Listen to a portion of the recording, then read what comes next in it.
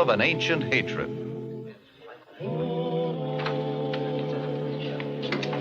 There he is, right there.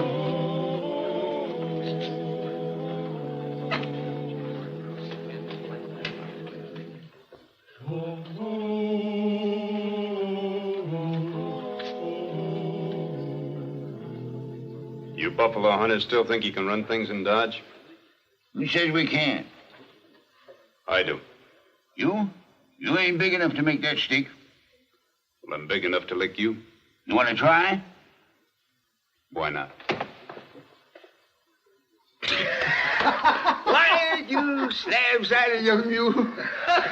Jake Castor, you old gopher, it's good to see you. Good to see you, too, boy. Come on, let's have a drink. Well, I tell you, I don't drink. And, especially with men that are breaking the law. You got it? Yep. What kind of town you running there, boy? Well, it's the law, Jake. Law? First thing I ever learned, a man had to keep his eye closed. Well, that's out in the Toolies, where you roost, not in Dodge. You mean it, Wyatt? Well, if it was anybody else but you. You want sharps, too? No, you just keep that in your saddle boot and everything will be fine. Well, now I'll have a little drink of milk with you. Hey, Soapy. Yeah? Bring us around, will you? All right. What? What does that thing say? Why, you old goat, haven't you learned how to read yet? But, sir, out where I live, talking and sign is all that matters. You do that pretty well, too, don't you? In any Indian language you can name. It's more than I can do. Why, they're Marshal. I never thought I'd see that. You always did have a wide streak of righteousness in you. I thought you'd gotten over that by now. Well, I haven't changed much, Jake. You ain't a boy no more, Wyatt. No. The years go by. Yes, they do. Don't they? What are you doing these days? Oh, things ain't like they used to be. Times have changed to the bad. Remember how it was the first time I took you out? Buffalo so thick the plains was black with them as far as the eye could see. Just like a rolling ocean. Yeah, I remember. Them days the herd was maybe 2 or 3 million animals. Now you're lucky if you can find 8 or 10 of them in a month of hunting. I know. Serious, Wyatt. It's why the Indians is fighting. You can't blame them. They're starving. So when I see that, I quit hunting for the forts and trying to feed the soldiers. I'm living with the Cheyenne. With your wife's people? My wife said was. Oh, I'm sorry, Jake. Sorry to hear that. You got plenty of blue coats here. Do you mind? Yeah, especially tonight. Port's not too far away, and today was payday. Yes, I know. Be a lot of celebrating. Got every deputy on the street. Which reminds me, I better get to work.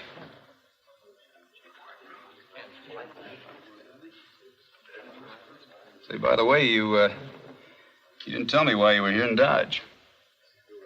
Maybe I'll come to see the town. You don't care that much for towns. Maybe I'll come to see you. Well, you old goat, you didn't even know I was here. You know, you ask an Indian a thing 3 times. The third time he has to tell you the truth. I'm asking you the 3rd time. You come to see a fella. What fella? Don't matter. Why? Well, I mean, it must be important. Otherwise, you wouldn't have come all this way. I got a score to settle. I'm sorry to hear that. Why? I'm the marshal. Knowing how you settle your scores, well, that could mean trouble for you and me. You're my friend, ain't you? Yeah. No need to worry, then. I ask you to move over. You leave me alone. Just because you're in the army... You think you're scuffed? That's enough, soldier. Hold it. Hey, you better watch out, Marshal. I got friends. Now, look, you boys start any trouble, and you're going to wind up in jail. Now, go on, do your drinking someplace else. You can't tell us Come what on, to do. soldier. You heard the marshal. Now, go on. Thanks. I wasn't thinking of you. I was thinking about the bail. There ought to be a law against those ruffians coming to town, Marshal. Shoving honest citizens around. You're not hurt, mister. Going back to your drinking. Are you siding with them, Herb? Look, they got a hard, lonely job to do, protecting all of us. They deserve a little spree.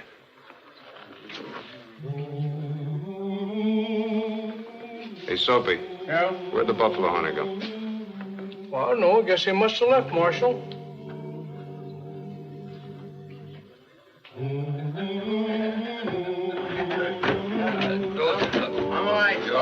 You're all right. Look, you sit down right here. Sit down? You sit down. Okay, I sit I'll get the horse. Okay, Sergeant, you get the horse.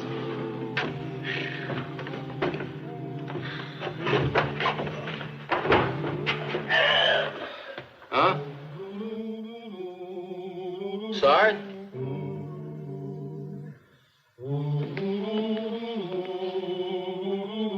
Sarge! Sarge! I'll kill him. If I ever get my hands on him, I'll kill him. You leave that to me, soldier. Oh, no. I know you low-life civilians. If they're blue coats, you don't care. You don't even try. Well, you watch. Sarge has got friends. Look, if you just stop yammering long enough to tell me what you saw, I might have a better chance to get whoever did it. I didn't see anything. Well, Marshal, you don't think it couldn't have been Indians? Well, those are moccasin tracks. It's the way they do it. And the hair. No. An Indian wouldn't take that chance, not here in Dodge. Well, you better find him, Marshal. You better find him quick. Because if you don't...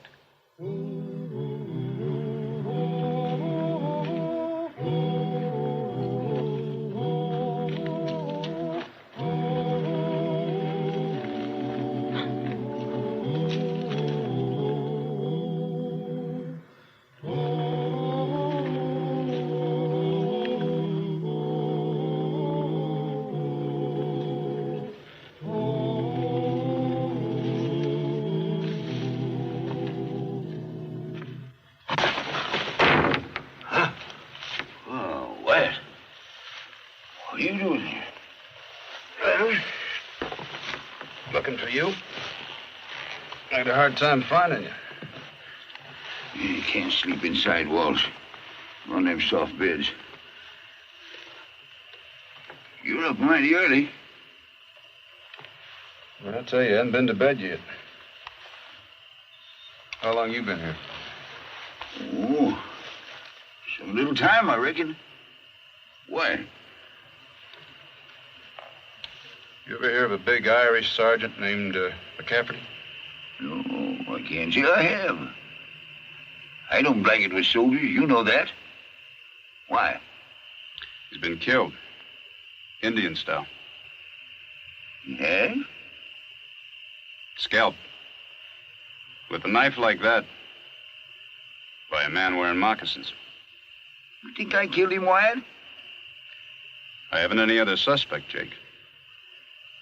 He probably had it coming to him. Besides, what reason I have to kill him? I don't know. Said you had a score to settle. It was McCafferty you were staring at in the saloon last night. That's so. And you're bitter, Jake. Why shouldn't I be? Don't pay to be bitter. You know how our life was. Kind of life a man could be content with.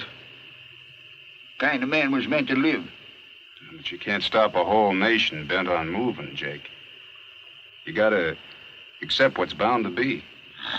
Sunbusters, cow wranglers, bone pickers. They're people looking for homes. They gotta live, too. And what about us? Oh, they just better stay out of my way. And them bluecoats, them's the worst. Murderers, all of them. McCafferty? You really think I killed him? Yeah. I think so, Jake. If I said I did, what did you do about it?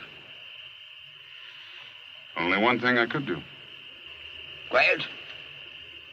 You and me, we mean two different things when we say friend. This is just supposing if I kill the blue coat. Did you, Jake? What reason would I have? Did you? Why, I already told you. Did you, Jake? I ain't no Indian, why?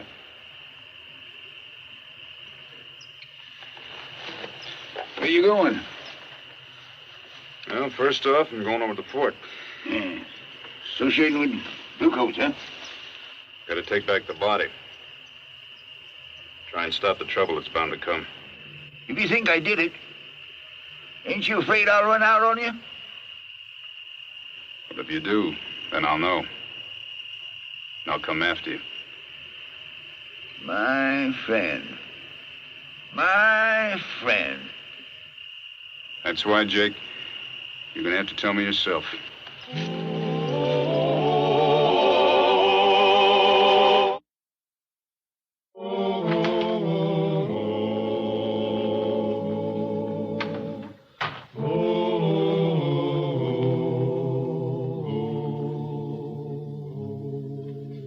Well, Marshal, I'm surprised you ventured out here. I brought the body. You needn't have bothered. We were sending a detail. Well, sir, I'd rather you kept your men out of Dodge until after this is cleared up. My men wear the uniform of their country. They can go anywhere in these United States they wish, including Dodge. Of course, sir. But I don't think you want trouble any more than I do. The cavalry doesn't look for trouble, Marshal, but they're ready for it when it comes their way. You just worry about your civilians. Well, the civilians don't start every fight, sir.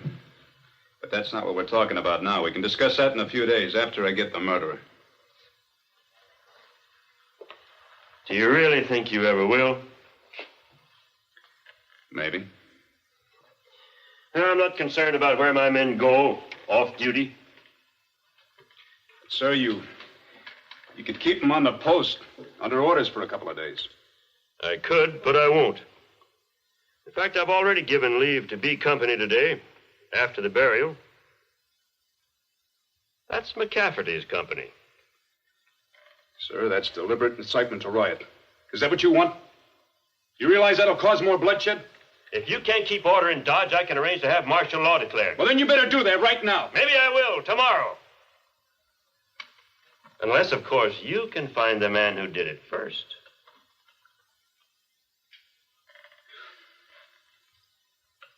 Will you help me? How? I'd like to take a look at McCafferty's service records. Why? Because I think it was a personal grudge. Maybe we can find a clue in the records. I can't give you that without orders from Washington. Well, then at least let me talk to some of his friends. I don't think they'd even talk to you. Thanks.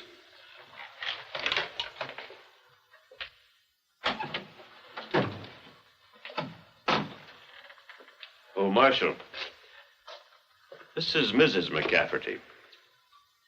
I come to see the man who brought him. I come to thank you, Marshal, for bringing him home to me. I'm sorry, ma'am. Are you? Are you, Marshal? Then why don't you find the man who did it? I'm trying to. Will you help me? Help you? Colonel, could I speak to Mrs. McCafferty in your office? Well, all right.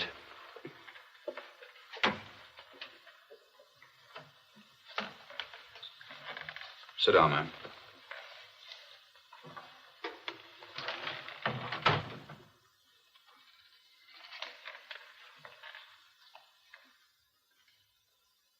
Now, Mrs. McCafferty, can you tell me any reason anyone might have for killing your husband? Only that you didn't protect him.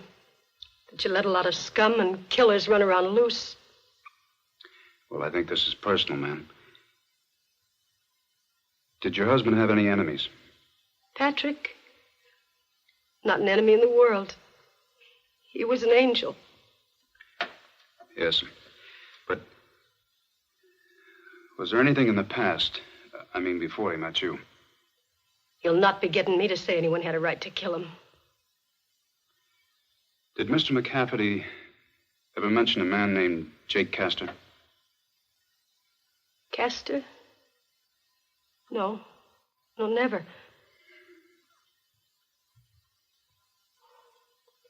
It's not help from me you'll be needing, Marshal. Well, where was your husband born? Ohio, I think. He came to Colorado as a boy. Colorado. He joined the army there? Yes, Colorado Volunteers? during the Civil War. Well, could it have been something about the Indians? Cheyenne? It was the Colorado Volunteers at Sand Creek, wasn't it? Please tell me, Mrs. McCafferty. Oh, no, it couldn't be. Surely. But he was at Sand Creek. Tell me. Well, it was the only thing he ever did he was ashamed of. Bothered him something awful for a time. You understand he was under orders. Yes, sir. But he said something seemed to happen to all the men that day, even him. They seemed to go crazy with the Indian killing. You heard it was horrible. Even their women and children. Oh, he couldn't get it off his mind. He used to wake up at night crying and moaning and... Well, I told him he had to forget it. That the Lord would forgive him. It made a better soldier out of him. He hated the Indian fights, but he did his job the best he could. He was a good man. Yes, sir. Well, thank you, Mrs. McCafferty. Maybe you gave me the answer I need.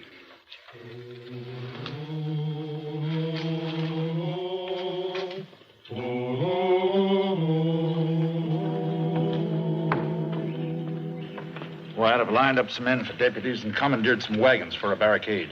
Now, I know you didn't order this, but I figure we ought to fight at the start. All right, Hal. Should have been anything out there? Some.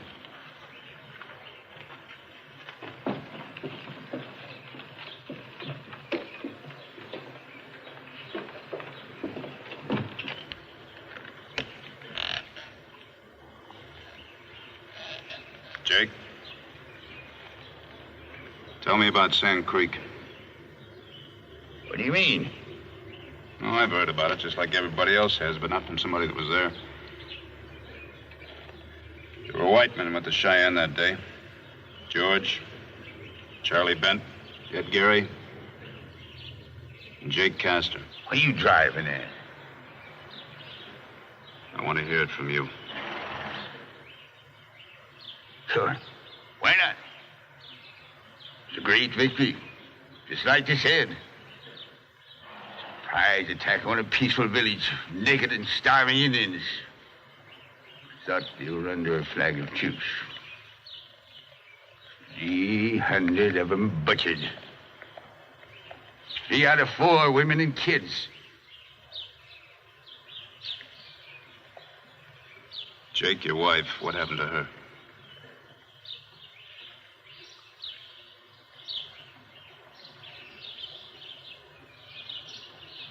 Right in front of my eye. And I couldn't do a thing about it.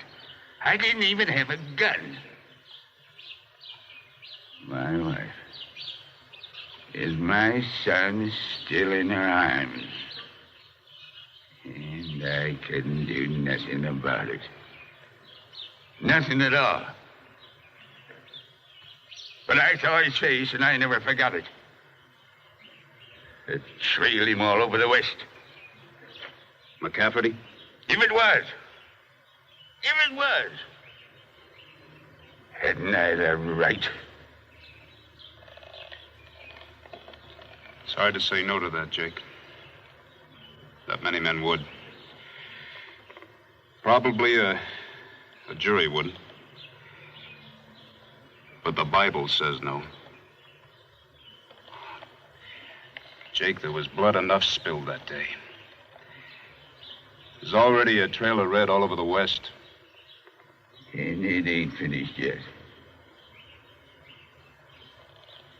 Look, we're all ashamed about what happened at Sand Creek, the whole nation. Shivington was court-martialed and forced out of the Army for it.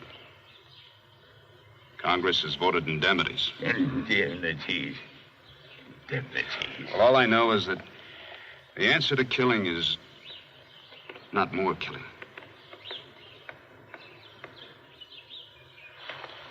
Wife,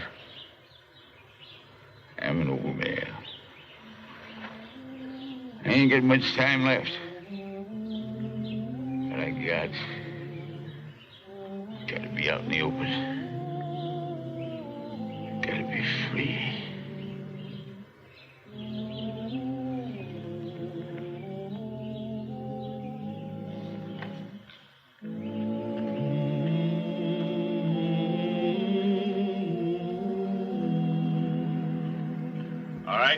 Nobody takes any action without my orders.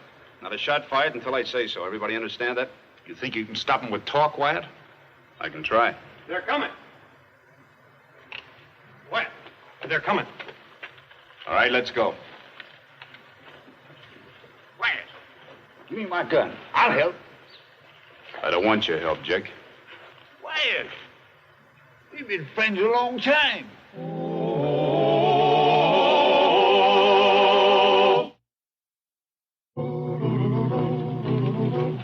Bill, get those men out of there.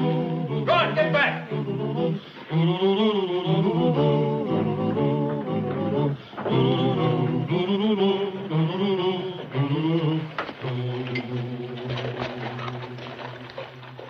Get out of the way, Marshal. You men are violating the law, coming into this town armed. Now, any of you who want to drop your guns and swear to keep the peace can come in. I reckon we'll come our way, Marshal. You realize what you're doing? You wear the uniform of the U.S. Army. These are U.S. citizens. They should have thought of that before. We didn't start the trouble. Neither did they. Well, have you found out who did, Marshal? Well, maybe we can. All right, get out of the way, Marshal. We're coming through, and you can't stop us. Wait! Jake, wait! You want McCafferty's killer? Well, here he is. I killed him. I had good reason. You want to know why? Jake. All right, Wyatt. Maybe I was wrong. Hold it. First man to pull a gun goes to jail. Now, he's my prisoner. You either go on back to your post or come in peacefully.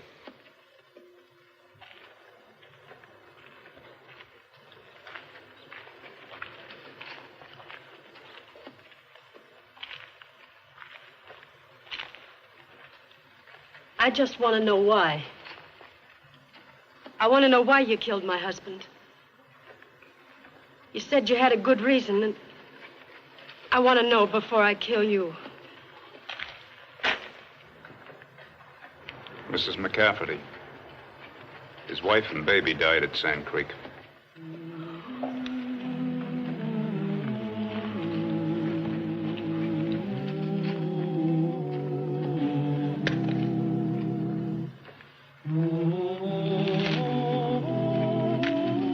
Come on, Jake. All right, move out. Starring Hugh O'Brien. It is estimated that Wyatt Earp took part in more than 100 gunfights during his career as a Western Marshal. He was fast because he had to be, but he shot only in line of duty, and he always tried to disable his man rather than kill him. Marshal Earp had no relish for gunfighting, and he scorned the drink-crazed amateurs or criminal psychopaths who gloried in shooting it out with Colt 45s. They made his job as Marshal of Dodge City the most dangerous on the frontier. Thus, when Wyatt met up with Guns McCallum, he thought he knew just what kind of trouble was heading his way. All right, free beer. Free beer. Everybody drinks on Jim Kelly. Step right up and get him, fellas. Everybody drinks. Belly up. Belly up, fellas. And then I want you all to come right on inside. I've got everything in the line of hardware. And a fine collection of guns. Call me a circus midget. Turn me loose. I'll fight that fella. I'll go back in there. No, you're not. Come on. He's too big for you. Kelly! Kelly! McCallum, in trouble already. Bring him into the store. Was he picking a fight? Yeah, with a cowhand that weighed 100 pounds more than he did. That's all I need. My gunsmith in jail on opening day. Well, all right, fellas, just finish your beer and the store will be open in a minute. Now, you promised me no fight. Now, what is this? The man called me a circus midget. I don't take that from anybody. Now, hush now. It's no disgrace being a trifle undersized. I'm not so big myself. Now, Wyatt, if it'll help his case any, McCallum's from your old hometown of Monmouth, Illinois. Monmouth, huh? I don't ask no favors on that account. Oh, McCallum. Say, aren't you the same McCallum that fought in the war with my brother Jim? They called you Guns. That's right. He was a sergeant with the Warren County Blues. I don't ask no favors on that account either. What's the fine? Well, I'll tell you, there's no fine, Mr. McCallum. You're needed outside. You and I have a little talk. Fine. He was the best gunsmith in Kansas City. Or anywhere else. See there, Wyatt? Big-headed and feisty. Now see if you can talk some sense into his head. Your granddad, Judge Earp, tried that. How is the judge these days, anyhow? Well, he's feeling pretty chipped, last I heard. I warned Mr. Kelly when he hired me in Kansas City. I don't take no lip from anyone. If a man's too big for me to whip with my fists, I got the equalizer. Oh, Remington, huh? You mind if I take a look at it? No. I think it's a better gun than that thing you carry. Well, they're both fine guns, but you're welcome to your opinion. Say, you got this all ticked up like a Swiss watch. Yeah, and you got your grips counterweighted, too, huh? That's right. And that way it ain't barrel heavy. Where'd you get that cannon? Well, that's a special gun that Mr. Ned Buntline had made up by the Colt people. It's very fine for long-range shooting. Well, I don't want to hurt your feelings since you're an Earp from Monmouth, but if I were you, I'd get an open front holster. What's that? It's my own design. I ain't got it patented yet. You're right, Mr. McCallum. Don't trust anybody. Well, say, how are things back at the college? Monmouth College? Mm-hmm. Well, didn't your folks write you? Not lately. Oh, well, a judge put your younger brother Morg in there. Study law. Oh, all right. Sure. When was that? Oh, I don't know. Let's see. Cousin Joe Curtis, he wrote me about, 10 days ago. And he said that Willie The store's open. Come in, one and all. Everything in the line of hardware and a special gun department presided over by Mr. McCallum. Oh, where is that fellow? They must have ducked out. Well, you got a nice place here, Mr. Kelly. Good luck to you. Yeah, well, what's the hurry, Wyatt? I'll be Stick around. back. Let me show you around.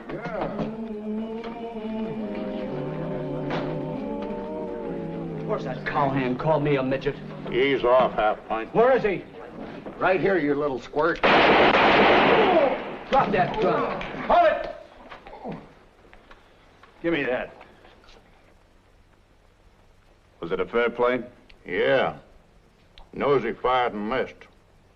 Half pint was slow, but he didn't miss. Who are you calling slow? Never mind. I'm gonna have a little talk with you. Couple of you men pick him up.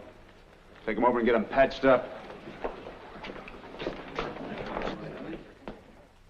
It's not just that you're from Monmouth. It's, well, you're working for Jim Kelly, and he's a good friend of mine. Well, look, Mr. Kelly is trying to make a new starter after losing Miss Dora. Did he tell you about her? No, he didn't. Well, Miss Dora was killed by a hoodlum from Texas the night before the wedding. Broke Kelly's heart. I'm sorry, but I don't... I'm not asking you to be sorry. I'm just asking you to quit thinking like you do. This equalizer thing. What's the matter with that? It'll get you killed. That's what's wrong with it. Why do you say that? Because there is no such thing as an equalizer. And you think packing a gun like that is going to even things up? It sure will. No, it won't. Men are no more equal in their speed with a gun than they are with muscle and fist-fighting ability. I took that big cowhand, didn't I? You think you're fast. Well, let's see how really fast you are. All right. Go ahead, draw. No, I'll wait for you. I don't claim to be as fast as you are. You're not fast at all, Mr. McCallum. I wasn't even trying to hustle. I'm as fast as the average man. Well, that's not fast enough. The way you pick fights, you're not always going to pick the average man, not here in Dodge, anyway. I got a few tricks. I can speed up my draw. Please, Marshal. Is it all right if I leave? Look, will you just do me one favor? Next time a man says something to you about your size, will you come talk to me first? Tell me about it before you go for your gun? Why? Because Mr. Kelly needs you. He can't run a gun shop without a gunsmith. And I'm supposed to take anything off of these drunks just to please Mr. Kelly? No, thanks.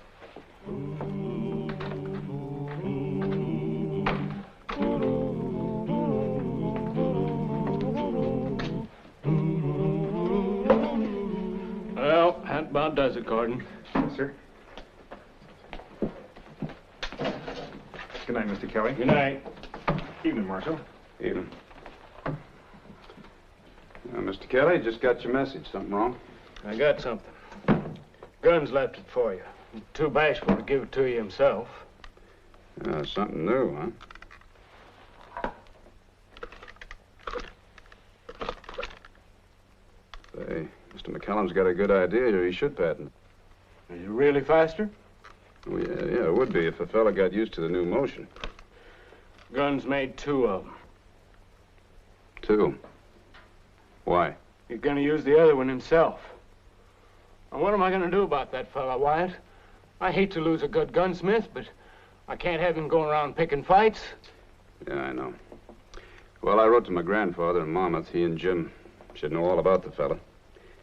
You know, maybe something happened to him back there that set him off on the wrong track. I mean, this equalizer notion. Yeah. You know, I sure wish that Mr. Tom Jefferson had made it a little plainer when he wrote all men are created equal. How you mean? Well, all men are equal in the good Lord's sight. But they sure ain't equal the way this world looks at them. That's right. But how are we going to convince Guns McCallum? I don't know yet. It's like a curse was on me. He fixed 3 pistols and 2 rifles this afternoon. He's a genius. Marshal! But he's got the... Marshal! They need you at the Alamo Saloon. McCallum again? Yes, sir. Just shot another cowhand. You stay here. Was Guns hurt? I don't know. He hit bad? No, a little shrimp got him in the leg. All right, what happened this time? Tex punched Shorty, and they both went to the rack for their guns. I was faster. I used my quick draw rig. Let's go to jail. Come on. What? It was a fair fight. Ask any of them. Shut up. I can keep you in jail for 24 hours at my own discretion. Come on. Thanks, sir. Right.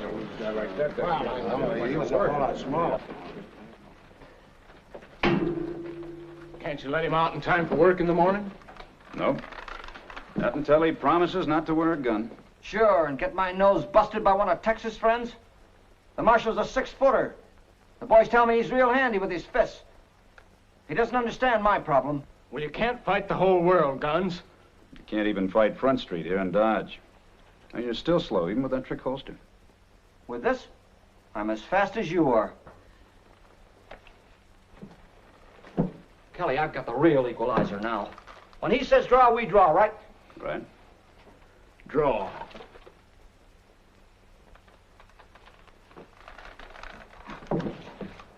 How could any man be that fast? Well, I tell you, Mr. McCallum, I was hustling a little bit that time. But I think you got a good idea there with that holster, and I want to thank you very much for the one you gave to me. I gotta think of something faster. No, just stop being a fool. Don't call me a fool. Well, you're not big enough for fisting men, and you're not quick enough to gun them. Well, what does that matter? You're a great gunsmith. Isn't that enough? Wyatt, tell him what you told me about all men being equal only in the sight of the Lord. Well, he knows that. Just won't accept it. It ain't fair to be born both slow and small.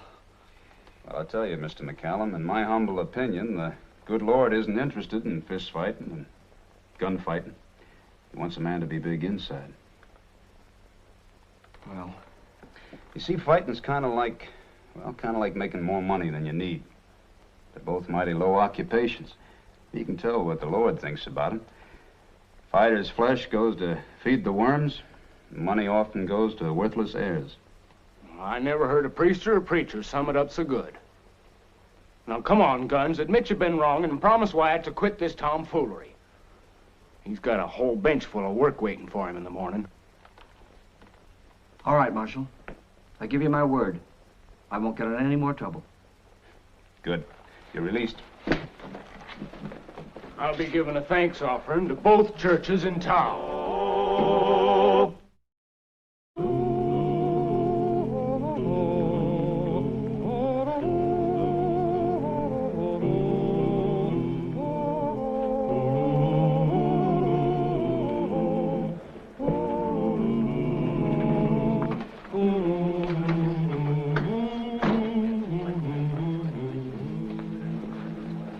Quick one. Yes, sir, Mr. Ringgold. Haven't seen you around town much. You got a church deacon for a marshal. A man would be a fool to come to Dodge for a good time. Uncle Dave still fixing guns? No, he sold out to Jim Kelly. I knew it. 30 miles of hard riding and no gunsmith in this miserable cow town. Well, Kelly's got a gunsmith. Shorty McCallum. Any good? Kelly swears by him, but he's quick-tempered, Mr. Ringgold. I don't care about his temper. Just so he can put a new trigger spring in a Colt. Oh, he can do that, I reckon.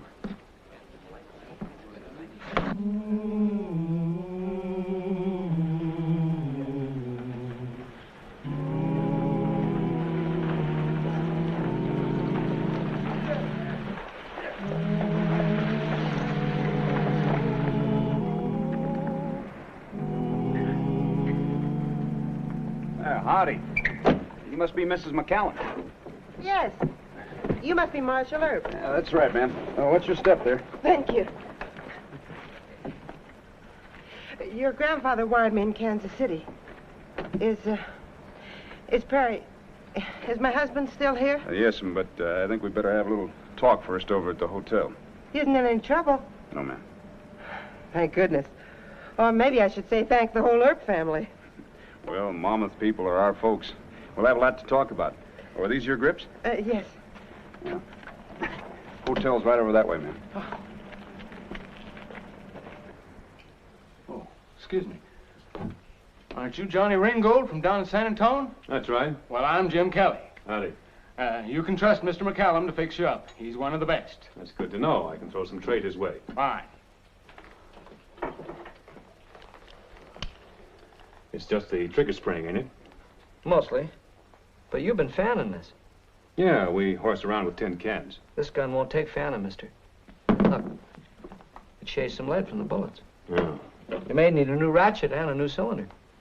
How long will that take? A couple hours. All right. Much obliged, Shorty. Wait a minute. You sprung the ejector rod casing.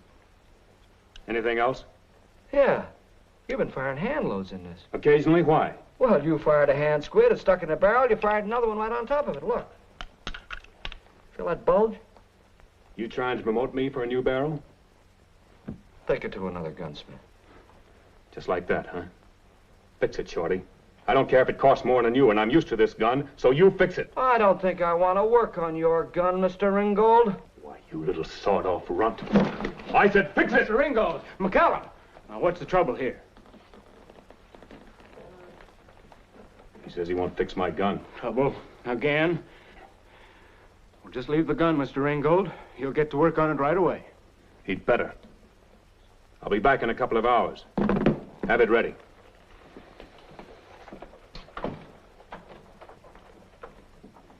That's Johnny Ringgold. He's a killer. You trying to commit suicide? I ain't afraid of him. I gave you and Earp my word. I'll try and fix it. Now, that's acting sensible. And we just never had a peaceful day. It's not my fault I'm bigger than he is. Not that I ever cared about size or what people say. But I knew he was sensitive about it. Maybe he should have married a small woman. But I love him, and here I am. Well, did you leave Mr. McCallum, or did he leave you? I left him. Now you want him back. Yes. I traced him to Kansas City, and I wrote Judge Earp. That's how he was able to wire me about his being here in Dodge City. Do you think we can make it up? Well, he's got a lot of pride. Too much pride. He's already wounded 2 men in gunfights. Kind of me, I guess. Why do you say that? My refusal to understand his grudge against life. You know, Grandpa Earp used to tell us boys that the unfairness of life was just one more good reason for believing in God. Would all be evened up in his own good time. Look, I think I better talk to Mr. McCallum. He'll know it was a put-up job, your being here, and I want him to blame me, not you. Thank you, Mr. Earp. I'll wait here and hope.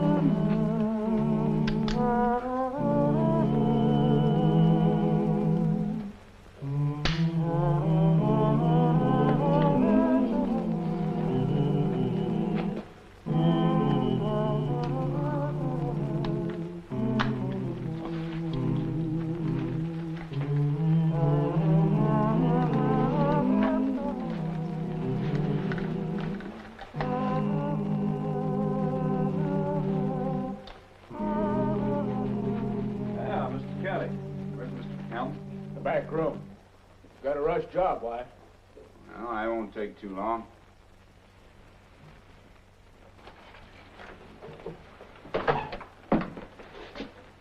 Marshal? I, got some news for you. What? Your wife's in town. Oh? Yeah, I sent a wire to my grandfather in Monmouth. He got a message to her. I guess you can bawl me out for meddling. Why'd she come? She wants to kiss and make up. Well, that is, if you're willing. I'll have to think it over. Well, she expects that. She's waiting for you over at the Dodge Hotel. She feels sorry for me, huh? No, she doesn't. Why should anybody feel sorry for you? You're enjoying good health, aren't you? You got a job with one of the real men here in town. No. The only one that pities you is you. I'll see you later. Why? McCallum almost had a fight with Johnny Ringgold. Oh, no, not him. Fast gun and a good time. But Guns remembered his promise. He calmed down and agreed to work on Ringgold's 45. Good for him.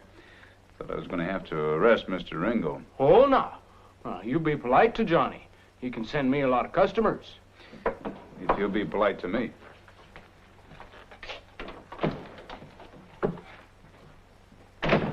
Guns, you finished it? Yeah, all except the barrel. Why not the barrel? Factory didn't send any 5.5-inch barrels. Anyway, I couldn't put in a new barrel in less than half a day. Well, we'll explain to Johnny that... You explain to Johnny. I'm going to meet someone at the hotel. Now... If I stay here, I'll get in a fight with Ringgold. Is that what you want? No. I'll handle it.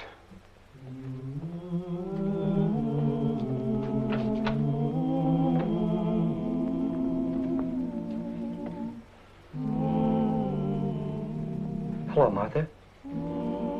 Hello, Perry. It's been a long time. Yes, it has.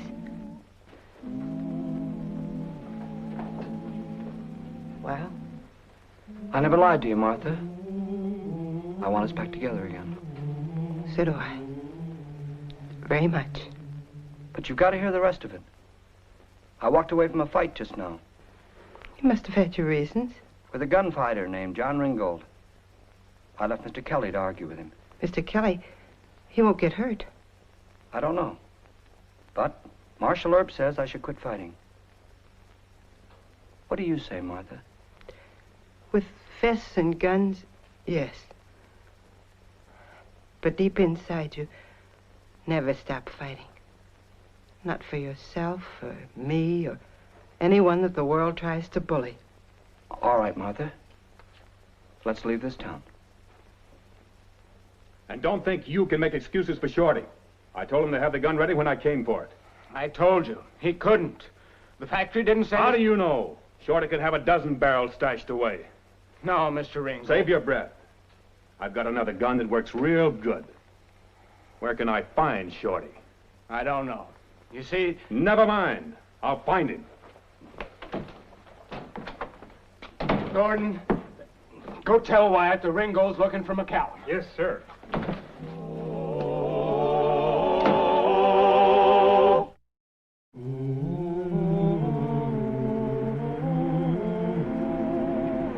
Oh, here they come now, Perry. Will you relax?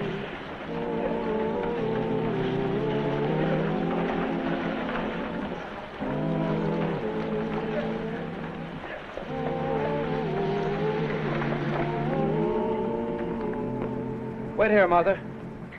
Perry, He wasn't so little, I'd... Stop that! Keep out of this, Martha! It's only fair to warn you, Ringgold, I've got a gun. Oh, you have? Well, draw it.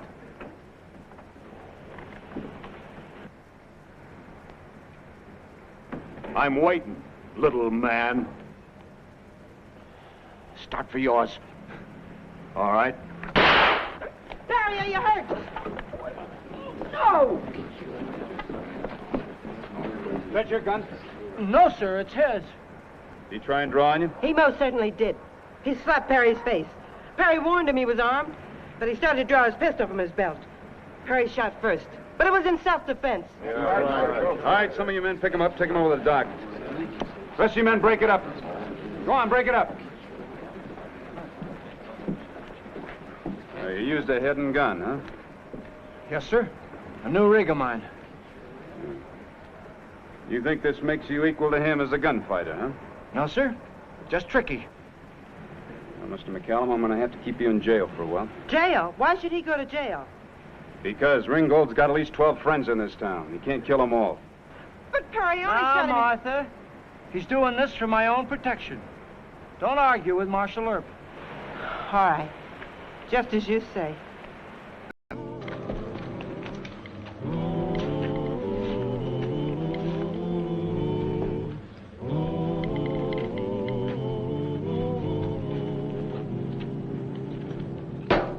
Doc Holliday runs a big money card game.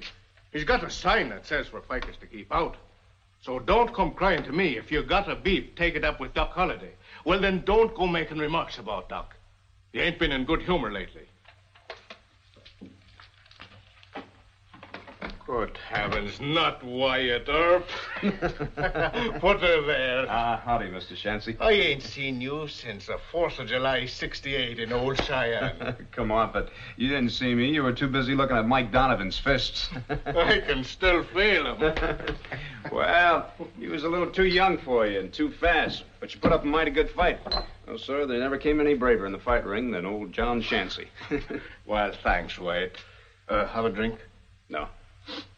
Say, you didn't look me up after all these years just to spread molasses. You want something. You know, you're right. Yeah, I'm looking for a Dave Rudabaugh or any of his crowd. They've been robbing Santa Fe payrolls. Well, Pat Masterson took a posse down into Texas after him, but I got word that some of Rudabaugh's men visit your camp occasionally. Well, none that I know of for certain, Wyatt. Oh. I heard you mention a Doc Holliday to that cattleman. By any chance you mean Dr. John H. Holliday from Valdosta, Georgia? Let's do ourselves a favor, Wyatt. Leave Doc out of this. The Santa Fe detectives told me that Doc Holliday had a little row with one of Rudabaugh's boys in Dallas. Well, Doc has rows with lots of people. That don't mean he talked to you. Any harm in asking him? He ain't been feeling well. His touch is a rattler with a sore fang. I tell you what. Now, my barkeep over in the tavern knows one of the men you're after, Mike Rourke. Thanks. Mike is a chief gun for Rudabaugh. Now, why don't you pretend to the barkeep that you want to send Mike a friendly tip? Anything to start him talking, understand? What's your barkeep's name? Tim Riley. Tim Riley. Well, I'll tell him that my name is Seamus McGurp. Will I be after seeing you, Seamus? That you will.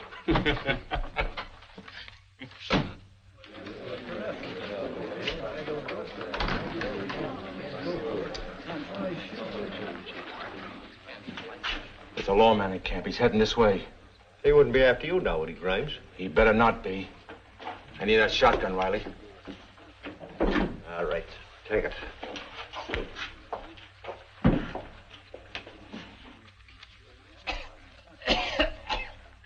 Medicine, Riley. Medicine. Oh, sure. Sure, Doc.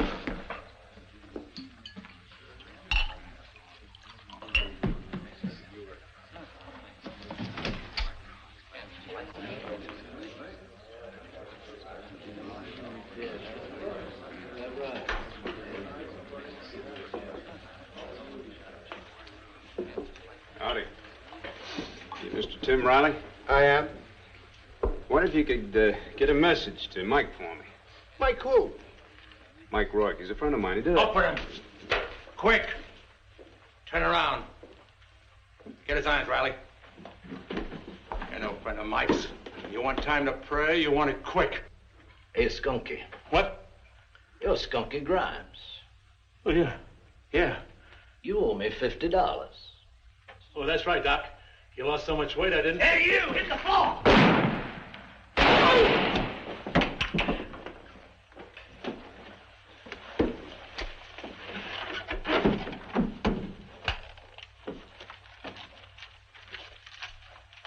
About 50. Your gun, sir. Thank you. I should be thanking you, Dr. Holliday. You pulled me out of a kind of tight spot. You can't be a former patient of mine. No, sir. I thought not. My patients hate me. Here's your guns, mister. And I'd like to have my shotgun back. I'm sorry, Marshal, but I had to go along with Skunky's play. I understand. Here, you keep this for me.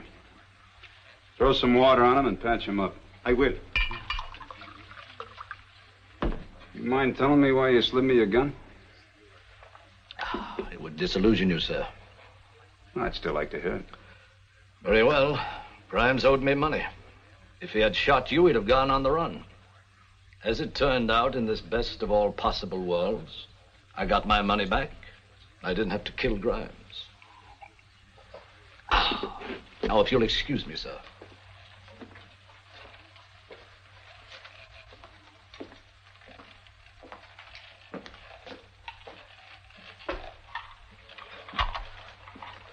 Would you tolerate one more question, Doctor? One more. Can you tell me where I can find Mike Rourke? I could, but I won't. All right, sir. Hold on. What's your name? Wyatt Earp. And all the time I thought it was a fluke shot you threw at Skunky. Handsome, fast with a gun, in the best of health. Get out of my sight, sir.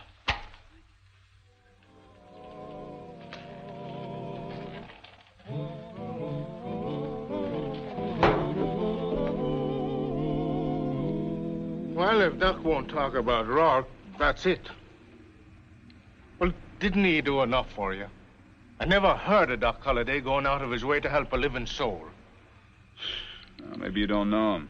Know him as well as anyone does. He's an ill-tempered, selfish fella. Got a tongue rough as a number 5 file. Is he sick? Consumption. That explains a lot. But it doesn't explain why. Uh-oh.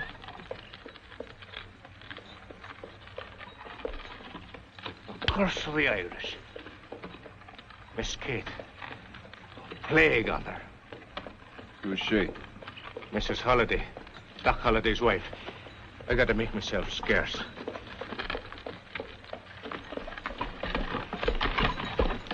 Chancey! No, you don't! Stop right where you are. Is Dr. Holliday here? Yes. Well, thanks for not lying to me. What was the idea of sending back all my letters stamped address unknown? Doc told me to. All right. I need accommodations for myself, my coachman, and my maid. How about it? Now, look, Mrs. Holliday. You and Doc been fighting. Now, don't get me mixed in any family quarrels. That fight's all over with. All right, where do I stay? Well, I'll have to ask Doc first. You big coward. Are you afraid of my husband? No, ma'am. Maybe you're not. Where'd you find him? He's Wyatt Earp, Marshal of Dodge City. Oh. How do you and the doctor get along? Pretty well. That's a break. You're not afraid to deliver a message to him? No, ma'am. Just tell him I'm in town with $30,000. Will you do that? And tell him he'd better act friendly toward me. You better mention the name Mike Rourke. That's a cinch to interest His Highness. Chauncey, why don't you get some manners? All right. Drive on to the tavern. I got a matter to discuss with you. Don't you let him scare you about the doctor. You promised to deliver that message. It'll be delivered, ma'am. Good. Drive on, James. Yes, ma'am. That woman's a hellion. Yeah, she looks like she's a good match for the doctor. Well, I can't let tender passion interfere with official business. You really afraid of her? That's like asking me if I'm scared of the White Witch of Kilkenny. Full speeds. P4. Nana speeds. P9. It's a black knife. East the house. Pay the east. 3 a diamond, pay the 3. You're on the wrong side of the table, aren't you? I got a message from Mrs. Holliday. She in town? Hank, you take over. Back room. Your wife said to mention Mike Rourke. She seemed to have some information about Rourke. I want to give you fair notice, Doctor. If you still refuse to talk, I'm going to try and get the information out of Mrs. Holliday. You have a one-track mind. Well, that's my job, Doctor. I was talking to Bill Tilghman about you a couple of months ago. He called you Deacon Earp. Well, they elected me deacon of the church to keep order. The law seems to be your religion. So? What a man believes is no business of mine. Bill Tilghman says you're an honest man. That's good enough for me, or I wouldn't even bother with you. You want Rourke. So do I. And I got first claim. Why do you want him, Doctor? I'm not in the witness chair. All I ask is first crack at Rourke. You want to kill him? Perhaps, if that's necessary. Well, why don't you just shoot him up a little bit? That would leave me a prisoner to question. Can't promise that. But regarding Mrs. Holliday, you can ask her anything you want.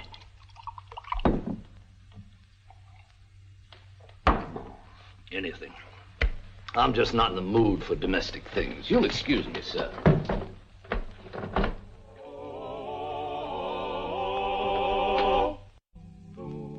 Yes?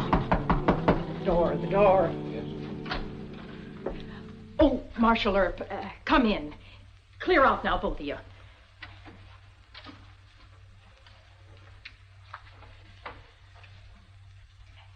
Did you see Dr. Holliday? Yes, sir. How is he? Pale? Coughing all the time? He's not too well, ma'am. What size glass is he using for his whiskey? A water glass. I thought so. Fine life for a man in his condition. Smoky saloons, whiskey, day and night. Did you give him my message? Yes, he said he didn't want to be bothered with domestic things. Well, I'm sorry, ma'am, but that's what he said. I'm used to that. Didn't the mention of Rourke have any effect? Yes, ma'am, I think they have a quarrel. And that means he expects Rourke to come into camp. Another gunfight. I reckon so, ma'am. Did he tell you why? No, ma'am. What will you charge me to arrest Dr. Holliday? Well, I'm afraid I couldn't do that, ma'am. Why not? Because he could sue both of us for false arrest, and you'd be liable to perjury. See, the doctor hasn't robbed any stages or trains, ma'am. But it'll save his life. How? I want the doctor to quit all this. Go to Colorado, take the cure. Oh, I see. The doctor can't last at this rate. Rourke never rides alone. It'll be a gunfight with Dr. Holliday against maybe 10 men. Probably. And you won't do anything. Well, there's nothing to do, Mrs. Holliday. You see, I came here to arrest Rourke for robbing Santa Fe trains. Now, the only way to head off a fight between Rourke and your husband is, well, for me to get to Rourke first. But if you don't, will you help the doctor in his fight?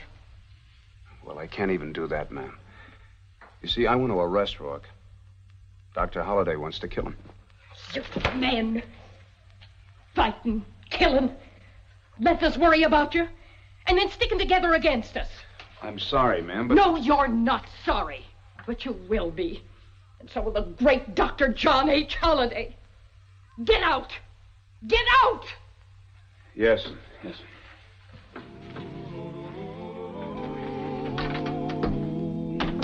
And I don't see why you blame me, Doc. You didn't give me no direct order to keep Mrs. Holliday out of camp. It's not what I'm sore about. What is it, then? You seeked Wyatt Earp on me. I did not. I told him flat not to bother you. I even told him not to take your wife's message. All right, Jack. All right, it's my own cussedness. Earp is a good man, and I hate good men. Oh, now, Doc. Earp has a mission. He's risking his life for $250 a month. He wants Mike Rourke. He may try to interfere when I settle a trivial and human row with Mike. Good men always arouse the worst in me. It's not that I envy him. Earp just doesn't have any logic. And I have great respect for logic. Well, sure, Doc. You got a college degree. Yes. Doctor of Dental Science from Johns Hopkins. How very logical. Fixing teeth for people who deserve to live on mush. No, Jack. That's almost as stupid as being Wyatt Earp and chasing a train robber. I ask you, what is the Santa Fe Railroad? Why shouldn't it be robbed like the rest of us? Well, now, you got me there, Doc. And another point. Dr. John, it's Miss Kate. What's that? Miss Kate, she's sick. Awful sick. She's got the misery. Oh, shut up, Jim, shut up. But Dr. John... All right. Sounds like appendicitis. I'll come. Bless you, Dr. John. Send up a quart of whiskey to Mrs. Holliday's room. She's had these attacks before. I may have to operate.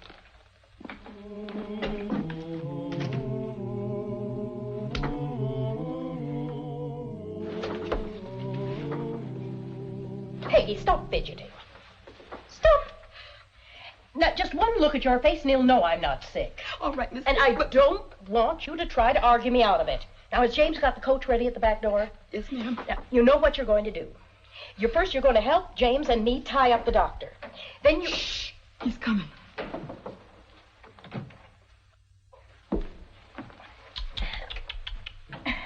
Have you been eating grapes, my dear? No, John, no. It's just indigestion. James and Peggy were scared, so I... Now, Katie, please. You might have a burst appendix. No, John, please. Shh. Oh. Oh. Oh. Oh. James. James. James. Peggy. Quick. Help me tie him up. Hurry. Hey, Mr. Shensi. Not now. A desperate case. Mrs. Holliday, bad sick. What do you mean she's sick? I just saw her 10 minutes ago. She was fine. Sudden attack. The doc's up there now. Where's her carriage and horses? Out and back by the stable. Where would they be? Look, the doc's in a hurry for this. He can't operate without it.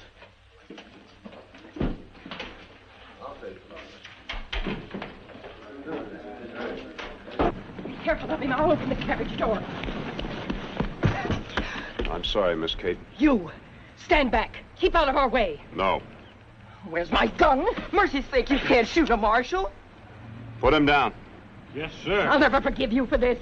Assault and abduction. Now, you let me take care of Dr. Holliday. You take Mrs. Holliday inside. Come on, Yes. Kate. You haven't seen the end of me, Wyatt Earp. I'll get my husband out of here. It's the last thing I'll do. Marshal.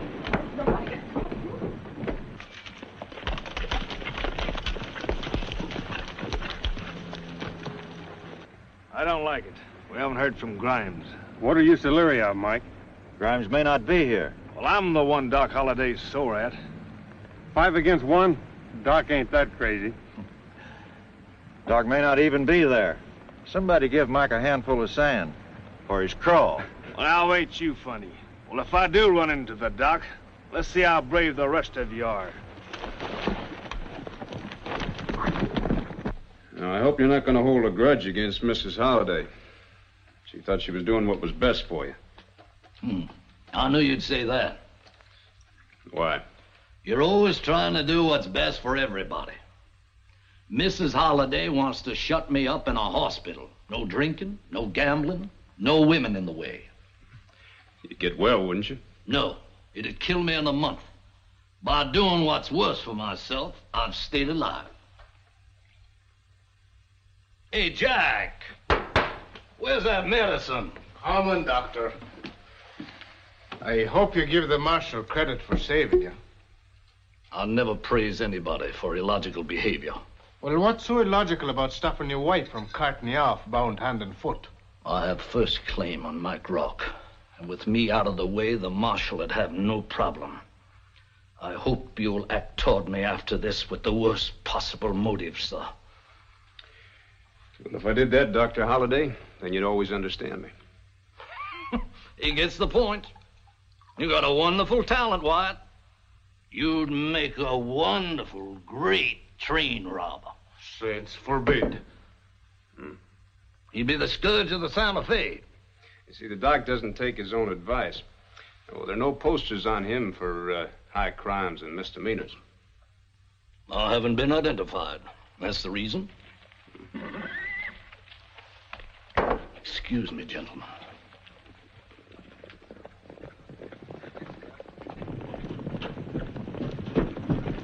Now, Doctor, you can't go against that many. Hold it, Mike. Get out of our way, Doc.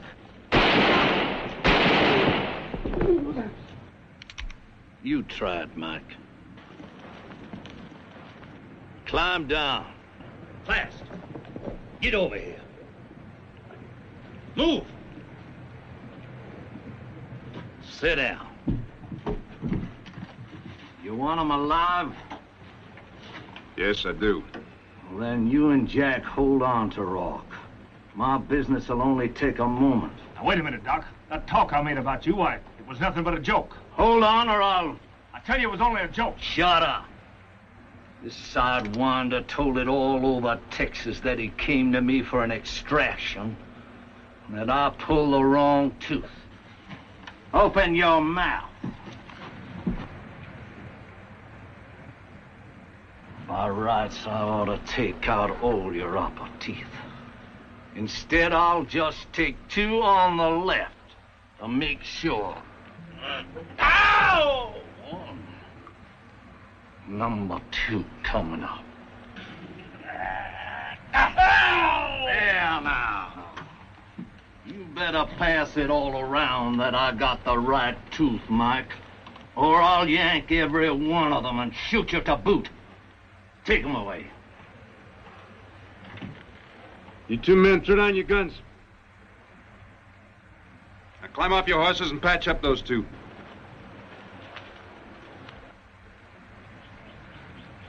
You give Mike some laudanum. Police laudanum on Rock? That's right. Go get it. Very well, Deacon. I hope the whole Rudabaugh crowd jumps you on the way to Dodge City. You'll need more than laudanum. John!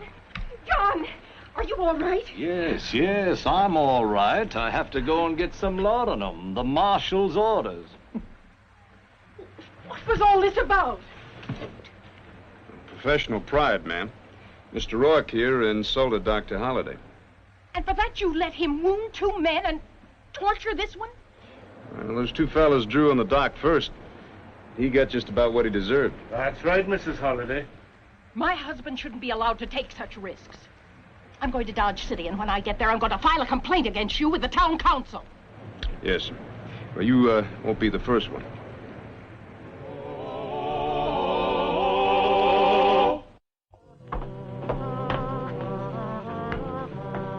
No, don't you have nothing to do with him in Dodge, Wyatt. Well, I suspect I'll be seeing a lot of... Kate, the lid blew off. But Wyatt, the man's a gambler and a killer. And his wife makes trouble everywhere. Folks are talking, Wyatt. Mean talk. They just don't understand. Wait a minute, will you? Now, you and our new mayor, Mr. Kelly, haven't given Judge Tobin a chance to say one word. What do you want to do, monopolize the whole Inquisition? Your turn, sir. People like Doc Holliday and his wife are bound to embarrass you, Wyatt.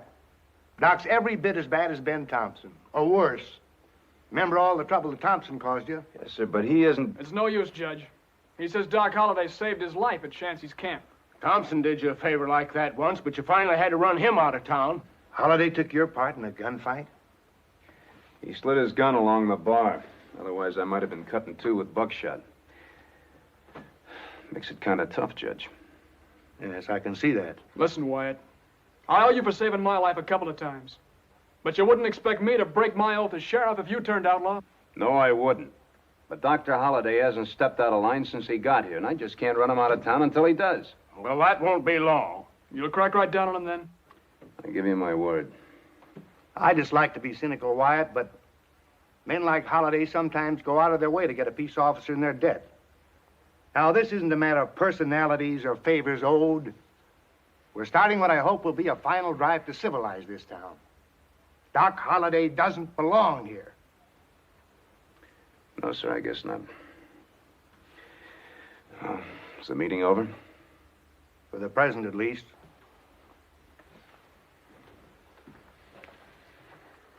Well, I guess I better tell you the main reason I kicked up this storm against Doc Holliday, huh? George Morris and his crowd is driving a big herd to Dodge. You sure? Yes, sir. I sure didn't think he'd have the gall after what we did to him last time. Well, some of them never learn. And that's why you can't afford to be having complications with Doc. Maybe a real fight coming. I understand you, Sheriff. No complications with Dr. Holliday.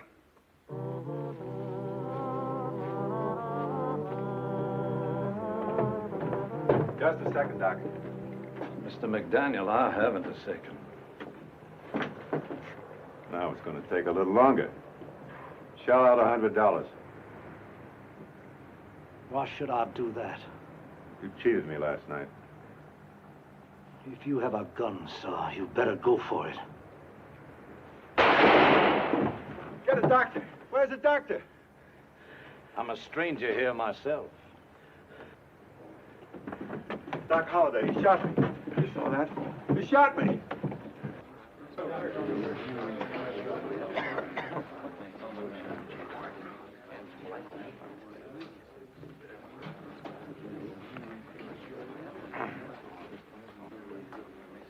I'm sorry, but I'm going to have to arrest you, Doctor. Oh? Did Aces McDaniel bleed to death? No, but you shot him up pretty bad.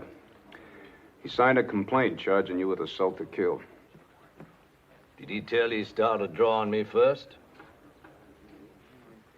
What did the eyewitnesses say? They say McDaniel accused you of cheating at cards and that you drew and fired. Wasn't he carrying a gun? He claims he was unarmed. You believe that? Did he have a gun?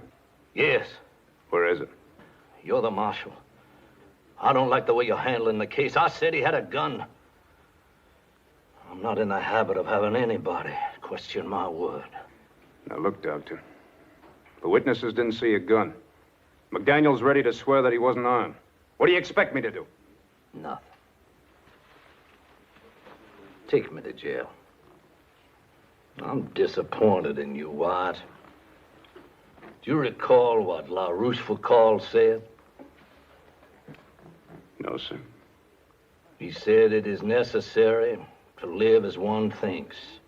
And man usually ends by thinking as he has lived. And you think too much like a policeman. Do you mind if I take my medicine along? No, but put it under your coat. Still hope for you, Wyatt.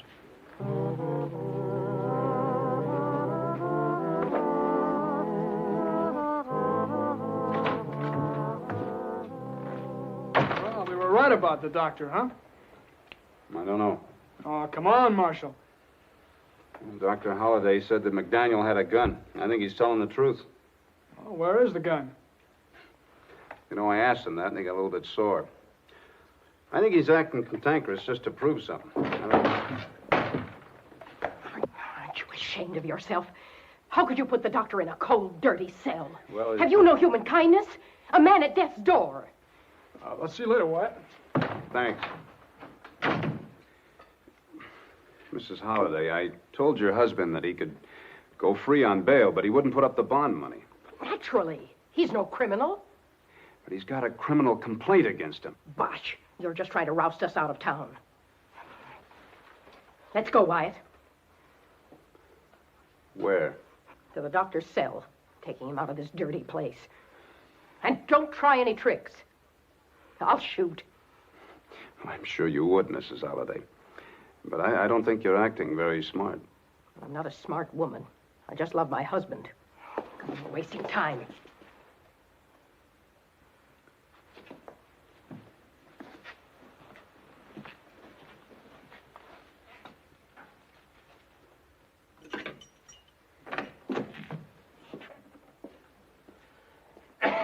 His cough is worse. Open that door.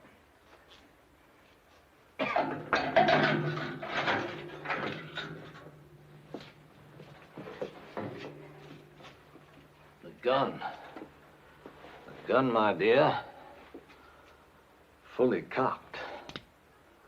Allah's good to you, sir. John, what are you doing? I knew you'd come, Katie. I can always count on you. But I gotta stay in jail this time. Why? Marshal Earp interests me. He's intelligent. I'm bored and I want to study him. But, John, this cell's not clean. It's drafty. And you can't lie on that lumpy bunk. Look, why don't you change your mind and post bail? Yes, let me hire a lawyer. No, Katie, you go on back to the hotel. I've got to do it. Otherwise, he'll leave me like he did in Dallas. That's right, Katie. See you in the morning, my dear. Have you got enough medicine? Well, Well, here. Take enough to keep you warm. Wait. Of course, my dear. Thank you. Good night. Thank you, darling.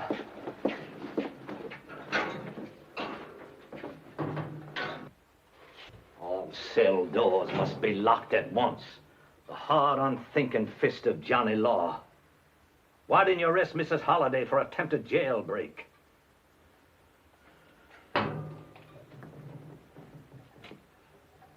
Because I pity her. Why? She's married to you. So do I. But I didn't think of pity as one of your emotions. Well, there's a lot you don't know about my emotions, Doctor. Now, why don't you tell me about McDaniel's gun? Why should I? You wouldn't take my word. Look, you're coming up against Judge Tobin. He'll keep you in jail a long time. You trying to commit suicide? I've searched McDaniel's room and every bar for that gun. You didn't search me? No, I didn't. Turn around.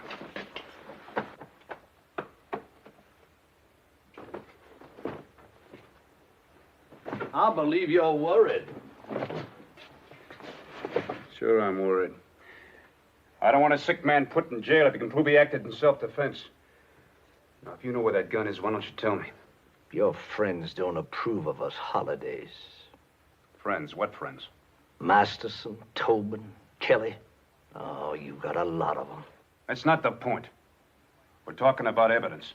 Vital evidence. I'm talking about your friends. I don't like them, and I don't like you. All right. If that's the way you want it. That's just the way I want it. I'm going to make monkeys out of all of you in court. Doctor, I await this with great interest.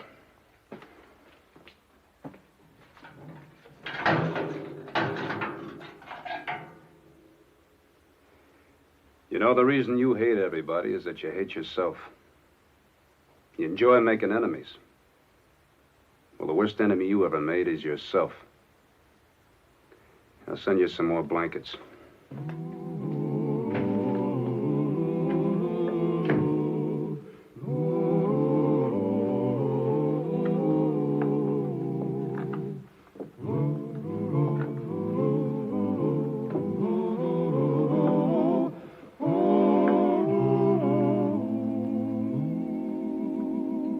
You may step down.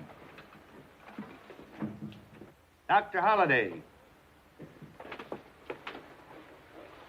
You've heard the witnesses for the state. Have you testimony to present in your defense? No, sir. Only an exhibit. Very well. The court will examine the evidence. The court darn well better. This is the gun McDaniel was carrying. I took it from him after I shot him. Wyatt Earp neglected to search me. Indeed. Is that a fact, Marshal? Yes, sir. He surrendered a .45, but I didn't search him for other weapons until after he was in jail. The court cannot accept this evidence unless you can properly establish that the gun belonged to Mr. McDaniel. Don't lecture me on the law, Judge. I think Mayor Kelly can identify the gun. McDaniel purchased it at his store about a month ago. Mayor Kelly. Speak up, Mayor. I haven't got all day.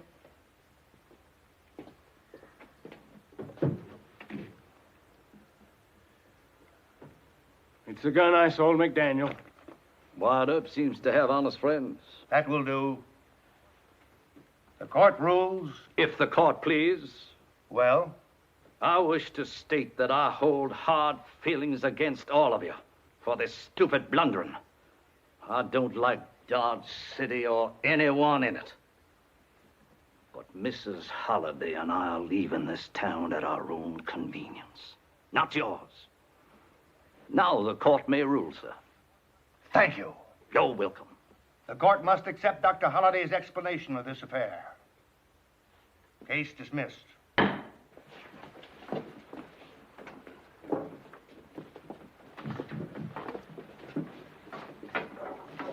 I don't hold any hard feelings, Mr. Earp. You did your best to persuade John to go free on bail, and you did look everywhere for that gun. So, let's shake hands. Come on, Katie. What I said goes for my wife, too.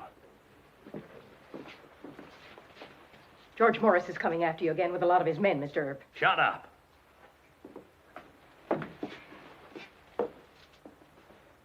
Goodbye, Mr. Earp. Goodbye, Miss Kate.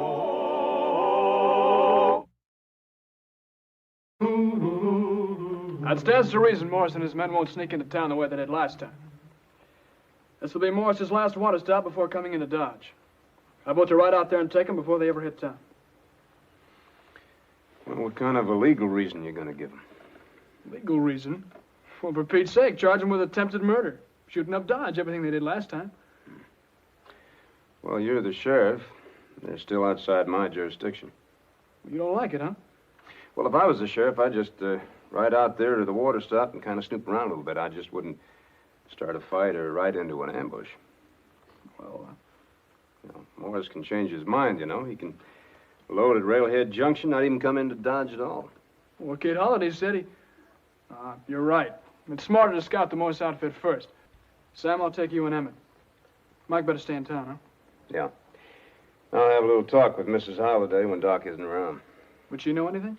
Well, she might. She and Doc travel all over Texas. Whose side is she on? Well, I don't know that, Mr. Masterson, but I sure aim to find out.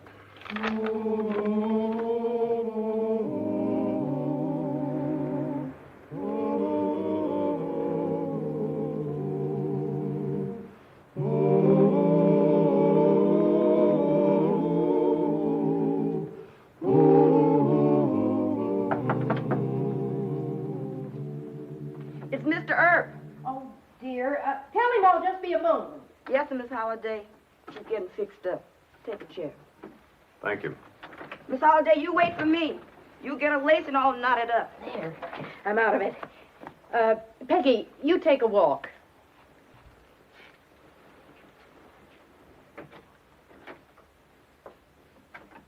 She listens and tells on me to the doctor. Well, I do want this to be confidential. What you said about George Morris in court, do you know just when he'll get to Dodge? Oh, I meant to tell you that, only my husband... Morris is coming in this afternoon. They loaded at Railhead. A couple of cattle buyers were talking drunk at the Long Branch. This afternoon? Yes, that's what they said. The doctor didn't want me to mention it. Yes, I know that. I do want to thank you. Doesn't give me much time to get ready. Wait. I've got to tell you something else. Dr. Holliday's trying to hate you. I don't think he'd help Morris, but he might. Does he know Morris? Oh, sure. The doctor could have hired on with Morris at $1,000 a month. Well, that's pretty good pay for a dentist. Well, Morris didn't want him for that. He admires the doctor's gunfighting ability. Yeah. Well, I want to thank you again, Miss Kate. Don't mention it. I certainly hope my husband stays out of this fight. So do I. Goodbye.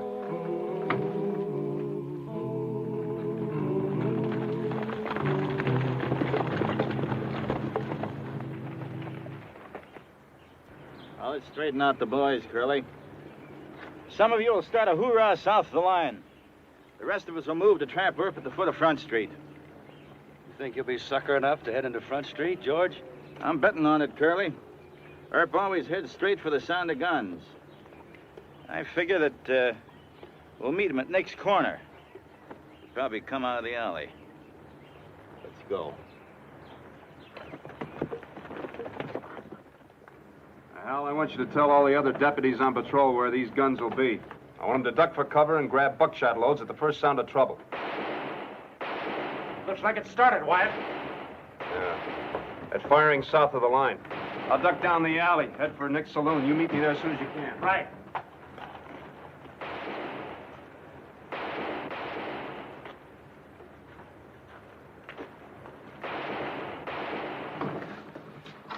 It's George Morris and Curly Bill. They're coming down Front Street. Not so loud. Loud? Guns are going off, mister. Shut up. I like to hear guns. Continue.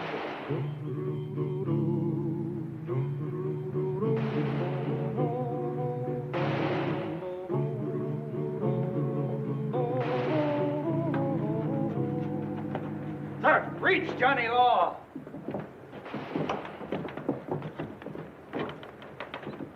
You see, I'm limping, Earp.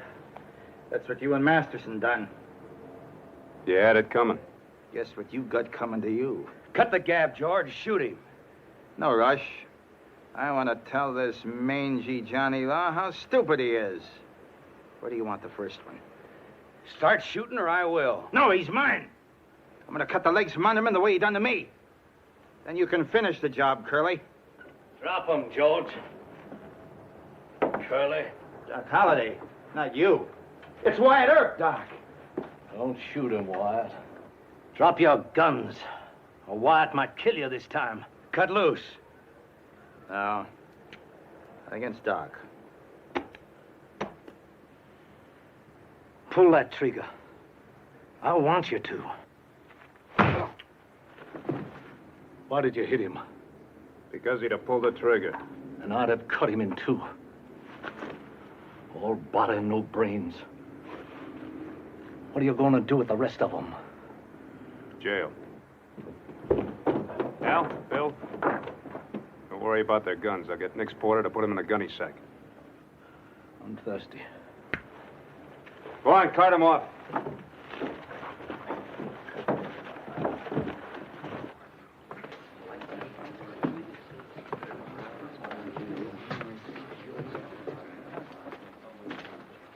I don't get it. Why did Doc make that play against Morris? I don't know, Mr. Lovey. You were lucky. Yeah, I sure was. It's the closest I've ever come to cashing in my chips.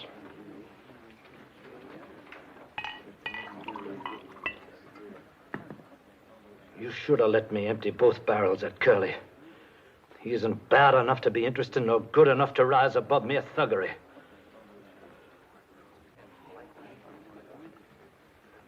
Look, why don't you and I try to understand each other? I understand you. No, you don't. You think I'm going to try and roust you out of town? That's what your friends want. Well, that isn't going to make any difference. As far as I'm concerned, you and Mrs. Holliday can stay right on here in Dodge. What am I supposed to say? Thank you? No. I'll see you around. Oh, no, you won't. My wife and I are leaving. You couldn't pay us enough to stay in this scurvy town. There's one point I want to make clear. You and I part enemies. Morris thought I was his friend. He knows better now.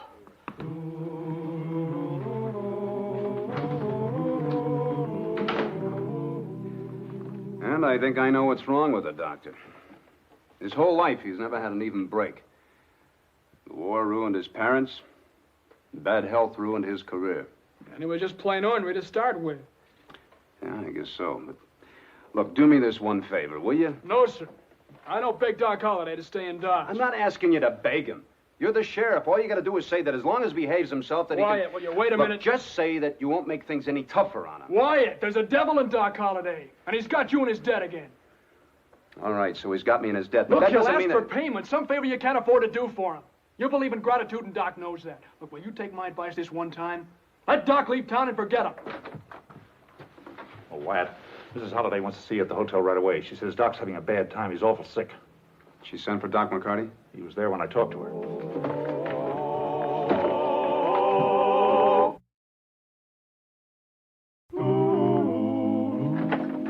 Oh, Wyatt, how good of you to come. Did Dr. McCarty see him? Yes, he's got to stay in bed and rest for a month. And not touch a drop of whiskey. Of course, he cussed Dr. McCarty and... Kitty! Kitty! Yes, dear. Wyatt's come to see you. I don't want to see why. I want my medicine. You bring me my medicine. He means his whiskey. Now, what am I going to do?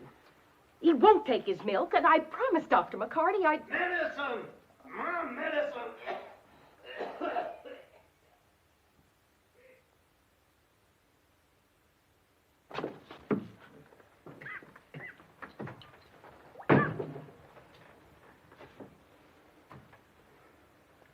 Old town's betting you drink whiskey and die. George Morris has already bought your grave in Boot Hill. They're fighting in all the saloons for the privilege of acting as pallbearers. I wouldn't bet a dime on your chances myself. No, you going back to that filthy poison. Swig the liquor down and die quick. They're digging your grave. Don't disappoint them.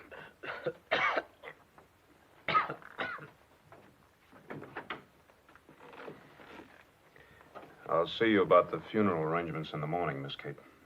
Wyatt, will it be that soon? The whole town's betting on it.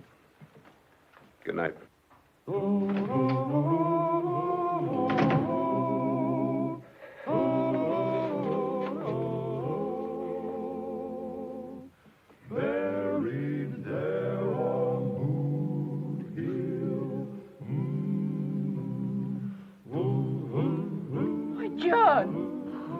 Shut up, kitty. I'm doing this for a friend.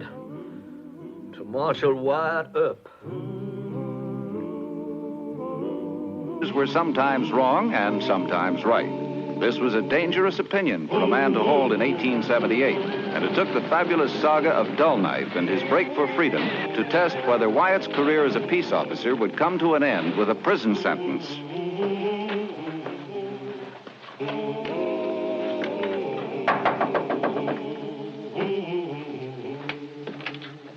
Please excuse us, Mr. Masterson. Mr. Earp, we're afraid. What about? Chief Dull Knife and his people have left Oklahoma. Soldiers after them. Is Dull Knife on the warpath? No. Cheyenne do not like Indian territory in Oklahoma. They want to go back home, back to their own country. Montana, Wyoming. Well, how far does Dull Knife think he can get? Dull Knife kinashta, wasema leponi. Chief Dull Knife has many warriors. We count maybe 200 women and children. Well, is Little Wolf in on this? He's next to Dull Knife in command. It's foolishness, Mr. Cousin. There are too many miles, too many soldiers. You tell your people to turn back. You're not important enough, Mr. Earp. Dull Knife, okoshti sorono. Mr. Brother says maybe Dull Knife listen to you. Oh, that's bad medicine, Wyatt.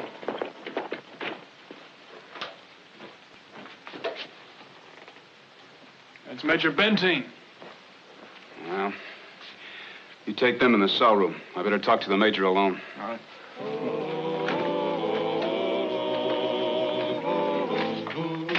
And they crossed the Cimarron here, and then they raided Meade City here. And they burnt the Chapman and Tuttle Ranch on the Mulberry. Our people are dead.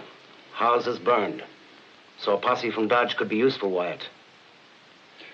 Well, sir, in addition to being town marshal of Dodge, I'm also United States Marshal. If you ask me to help, well, that's what I'll do. How soon can you start? Half hour. Good. There's a big gap in our line, the bushwhacker country. I'm counting on you to plug it. Yes, sir. Then I'll see you tomorrow at the Lost River Triangle. So long, Wyatt. Good luck. I'll be seeing you, sir.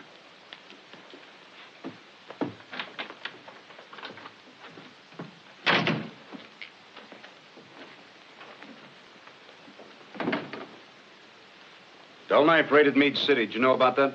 No, but Dull Knife gave strict orders. We'll have to go out there. All of your deputies and most of mine. All right, I'll pass the word. 20 minutes. Yes, sir. Mr. We're your friends. We come to ask a favor. Such as?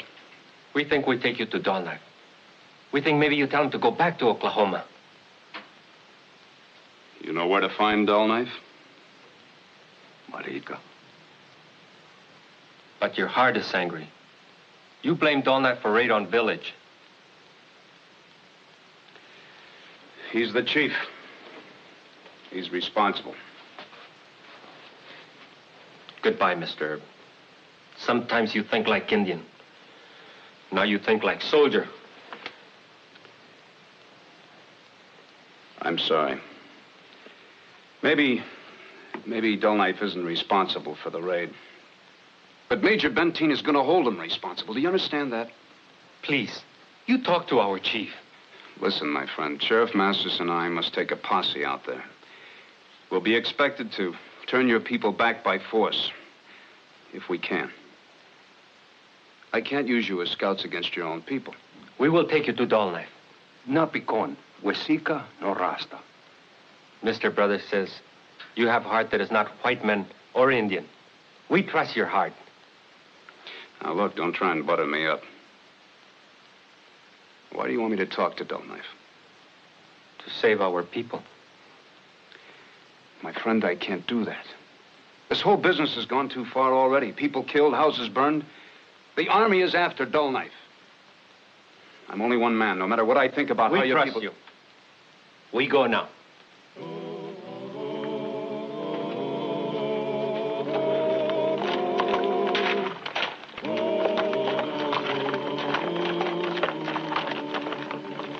Please. They wait here now. You come with us, Mr. All right. Hey, hold it, Wyatt. This is Lost River, and it's the worst of the bushwhacker country. So? Well, if Dull Knife is holed up there, he'd have to come out along this riverbed. And we can hold him up long enough for the soldiers to come. That's right, Sheriff. But not if you go in there and get yourself captured as a hostage. Dull Knife's got himself in a tight corner. Well, I may be wrong. If I am, and the Cheyenne try to break out, you gentlemen go to shooting. And shoot you, I suppose? You're not going to have any time to be particular. You'll be fighting for your lives. I'll see you later. The bushwhacker country is bad land, a law unto its own, where the outlaw rides and the Indian hides among its caves of stone. For the bushwhacker country is law unto its own. Be wary, my friend, every tree, every bend of the trail may be your doom. For the bushwhacker country will swallow you like a Great Chief Dull Knife. You remember me? My friend, Marshal Earp. You brought men who killed my daughter to justice. I do not forget. I am sorry we have to meet again this way. Sorry? You and your people are on a breakout. I have orders from the army to help stop you. Marshal Earp has good scouts. They bring him across our path. Don't blame Mr. Cousin and Mr. Brother. They're trying to be loyal to you. Soldiers and posse men are close behind us. You and your men guard Lost River. Let us not speak lies. All right. Then who raided Meade City? Not Dull Knife. People were killed by Indians. Ah! Abiajo. Little Wolf, go.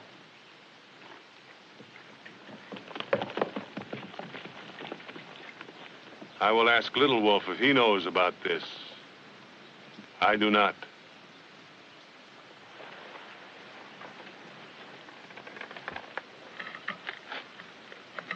My friend, you're in trouble.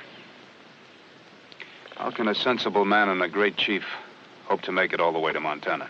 We have come this far. I can't understand why you broke out. You can understand freedom. If you had a fair chance. White men always give us fair chance. After a fight at Washita, the soldiers say, make peace and go home. Then politicians in Washington say, what is home to a Cheyenne? Send them to Oklahoma. They promised you that you could go back to the mountains? Yes. In writing. Well, then they lied to you. But a breakout only makes things worse. You become killers, outlaws. Who can control young men? If Cheyenne did this thing at Meade City, it was against my orders. I believe you. But it wasn't common sense to expect that you could travel 1,000 miles through a white man's country. What is common sense? Surrender. Go back to Oklahoma Territory. No.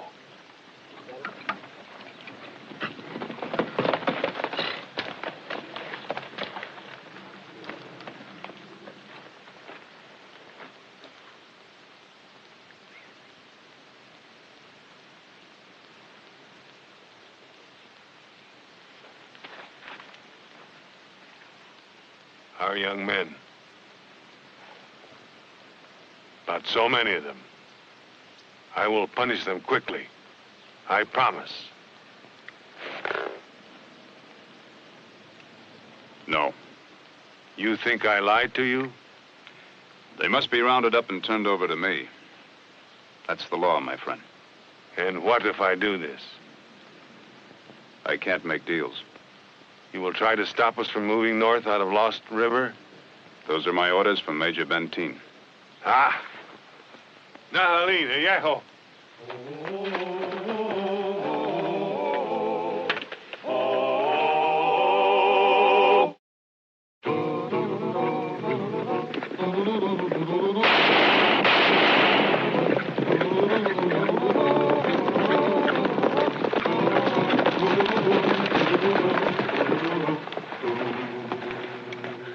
I knew you couldn't trust him.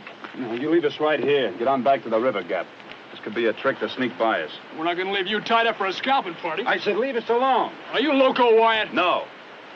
The Dull Knife's gone after the Indians that raided Meade City. I think he'll turn him into me. Turn his own boys in for hanging or prison? Come on, Wyatt. Look, Mr. Masterson, this is a federal posse. Yes, sir. All right, then. You go on back there. You want a lot of Cheyenne to make you look like a greenhorn? No. I guess you're right.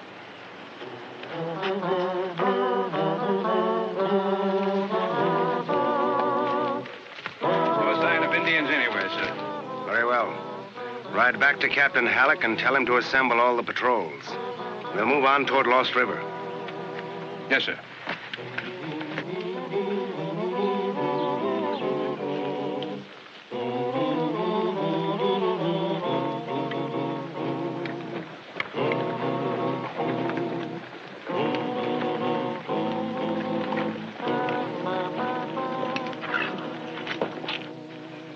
Marshal Earp, Chief Little Wolf.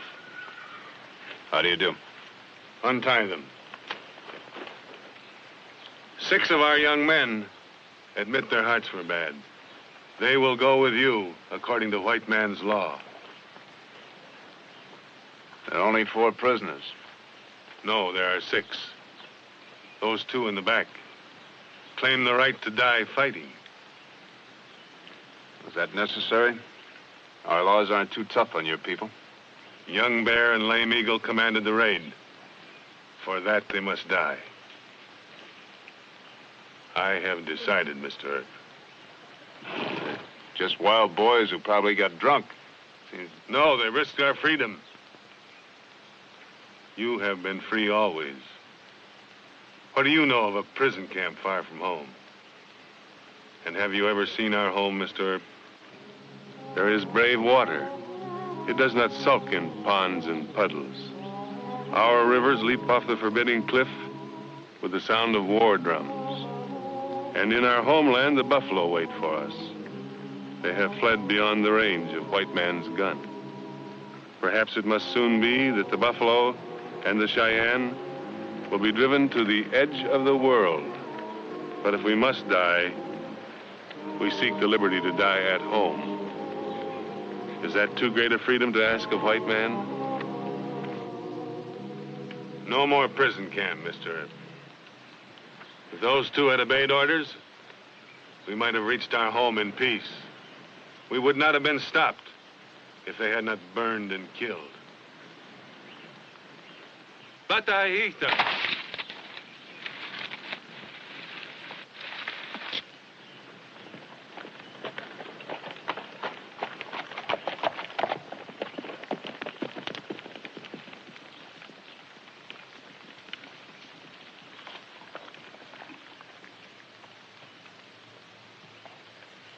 Hijo, ya.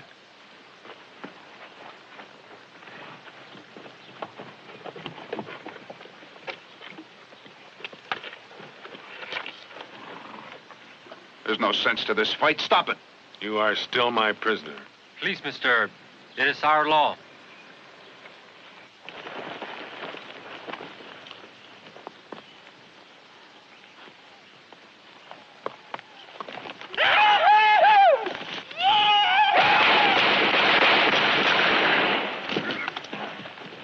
That was murder.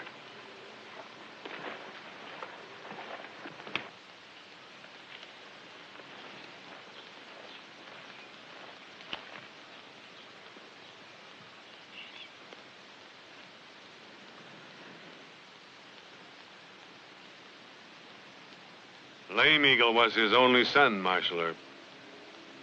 We grant them an honorable death, and you call it murder. We are happy men riding home in the sunshine. There is no pain in us for making promises, because we never keep promises. I don't believe that. We fight and kill no more, unless white man corners us. You expect to have me let you go through? No, not now. You think like all your brothers. Bring white soldiers. We caught this man 2 hours' ride from our camp. Major Benteen and his troop of pony soldiers will attack us from the rear. You and your men will try to stop our retreat. There will be fighting.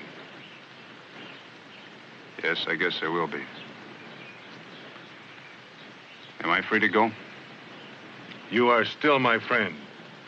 Go. Thank you. What about Mr. Brother and Mr. Cousin? They go with you. Marcy Kaupi. At we, it's gone. This time we fight with our people. I can't let you go through the gap. You know that. I've got orders from the Army. We know. Goodbye, Mr. Tehome. Tehome. Batista. Take white soldier, my friend. You will need him. Also the prisoners.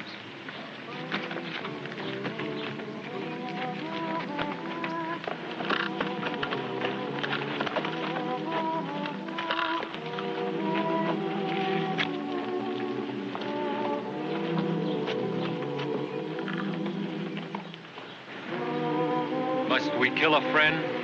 Or he will kill us.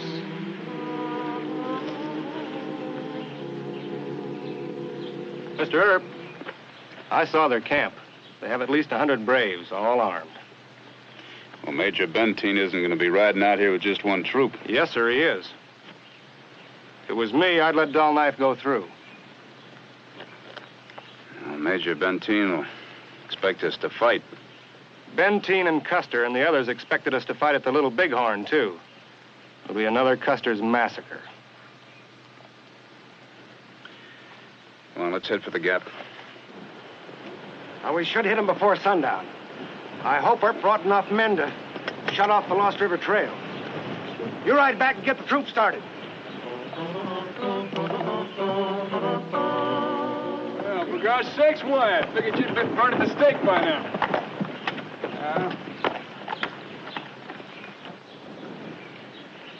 Well, Chief Dullknife was very polite to me. Oh, Corporal Jordan, this is Sheriff Masterson. Howdy. He claims that Major Benteen's going to attack the Cheyenne with just one troop. Benteen must be loco. Yeah, well, I can't tell him that. Casey, you and Tibbs ride into Dullknife's camp. Tell Dullknife that he can come through the gap. But want him to move fast. Wait a minute. You're not going to let them come... Yes, I am. And let those Indians go through to Montana. Go on, move. We'll catch it from the Army. Just me, Mr. Masterson. I made the decision. I don't make a last-ditch fight to stop the Cheyenne from going home. With the government promising they could go. I'll call you names. You know something? I think you're right. Now, look, I left 4 Indian prisoners tied to their horses just around that bend over there. You take your deputies and go pick them up. Then head back for Dodge City. Yes, sir. You know, Benteen can arrest you. He sure can. Well, what are you going to say? Nothing. You can visit me in jail sometime. Now go on, move. Wyatt says to get back to Dodge with some prisoners. Come on, hit the leather.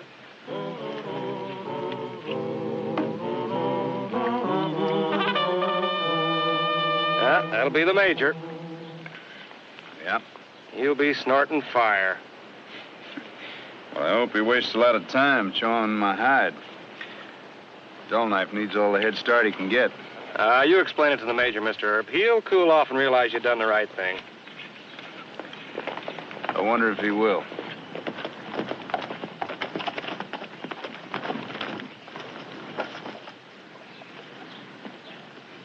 Wyatt, where are the Indians?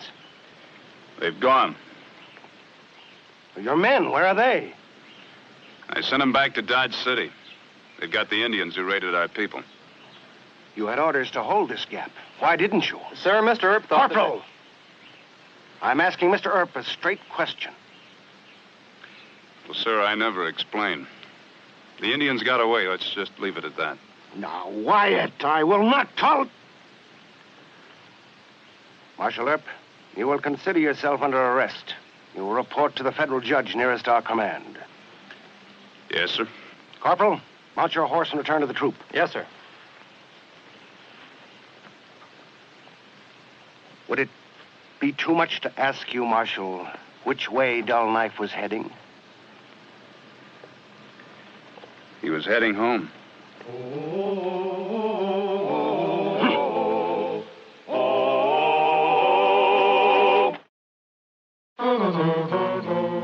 Captain? Yes, sir? Major Benteen filed these charges against Marshal Earp. Where is he? He'll do it any moment, Your Honor. He's been on campaign against Dull Knife. Yes, I know. Marshal Earp, you refuse to plead either guilty or not guilty. These are very serious charges. Malfeasance in office, cowardice, refusal to assist in stopping the escape of hostile Indians. Have you any statement to make to this court? No, sir.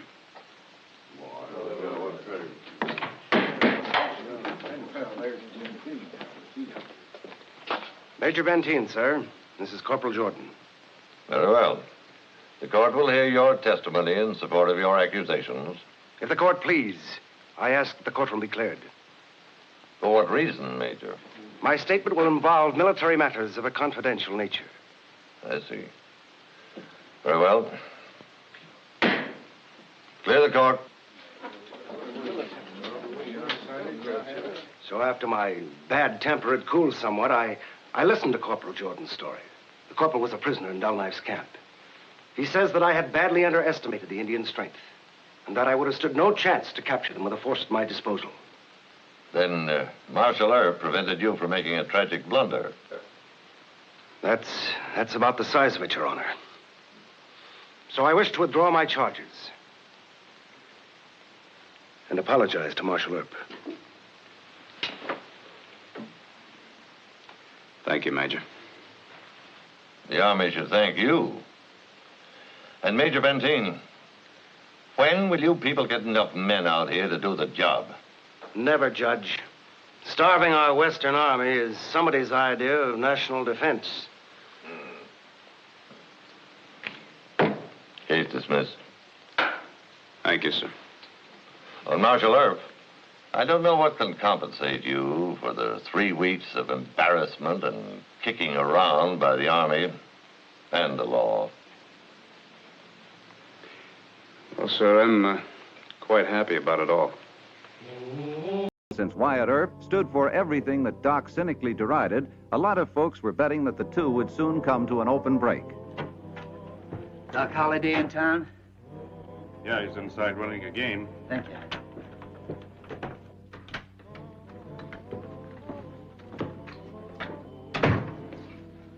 All right, Finnegan.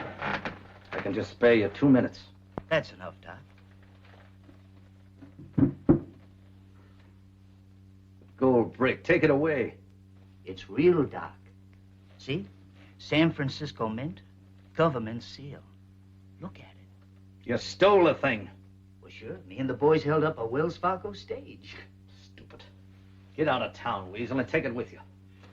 Doc, I can let you have that for 5,000. It's worth 10. I'm giving you a real bargain. What would I do with it? Oh, you're joking, Doc. This is grand larceny. This is right up your street. Doc, you got connections. You can turn right around and sell it for 8,000. Or you could make a fake one and switch bricks on some sucker. Grand larceny, Doc. You could make a lot of dough and have some laughs, too. You, Doc Holliday, you can't pass this up. All right. On one condition. You take the money and get out of town. Oh, sure, Doc. It ain't healthy for me to stick around Dodge. Believe that weasel. If the pals you've undoubtedly double-crossed don't get you, I will. I'm starting on patrol, White. Anything special? Oh, yeah, Hal, there is. Keep a lookout for Weasel Finnegan. Here's his picture. Got away with 5 gold bricks. Wells Fargo recovered 4 of them. So we're looking for Weasel Finnegan and 1 gold brick. That's right.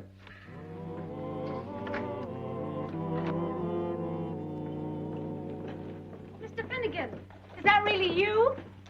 Don't you remember me? Ginger in Salt Lake City. Oh, that's right. Howdy. Is that all you gotta say, just howdy? Well, I gotta be getting on my way. I'm supposed to meet the boys.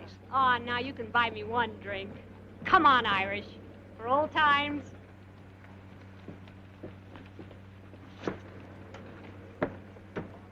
All right, Ginger. Just 1.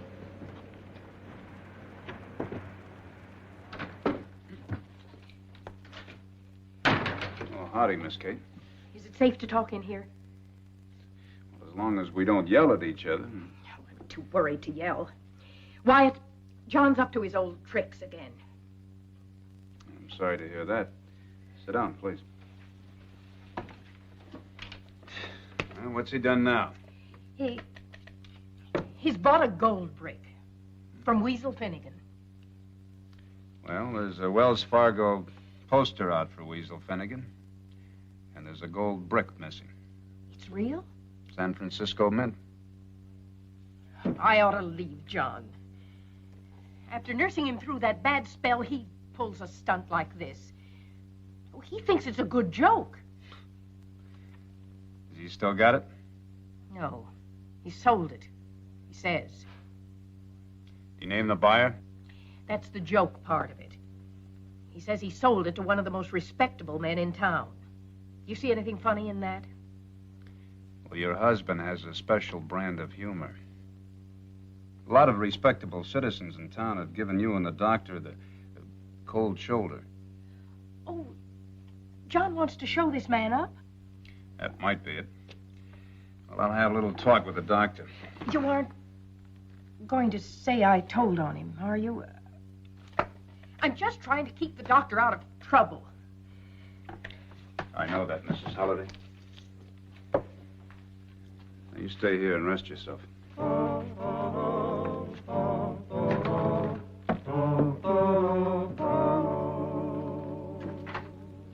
I got a faro game going, Wyatt.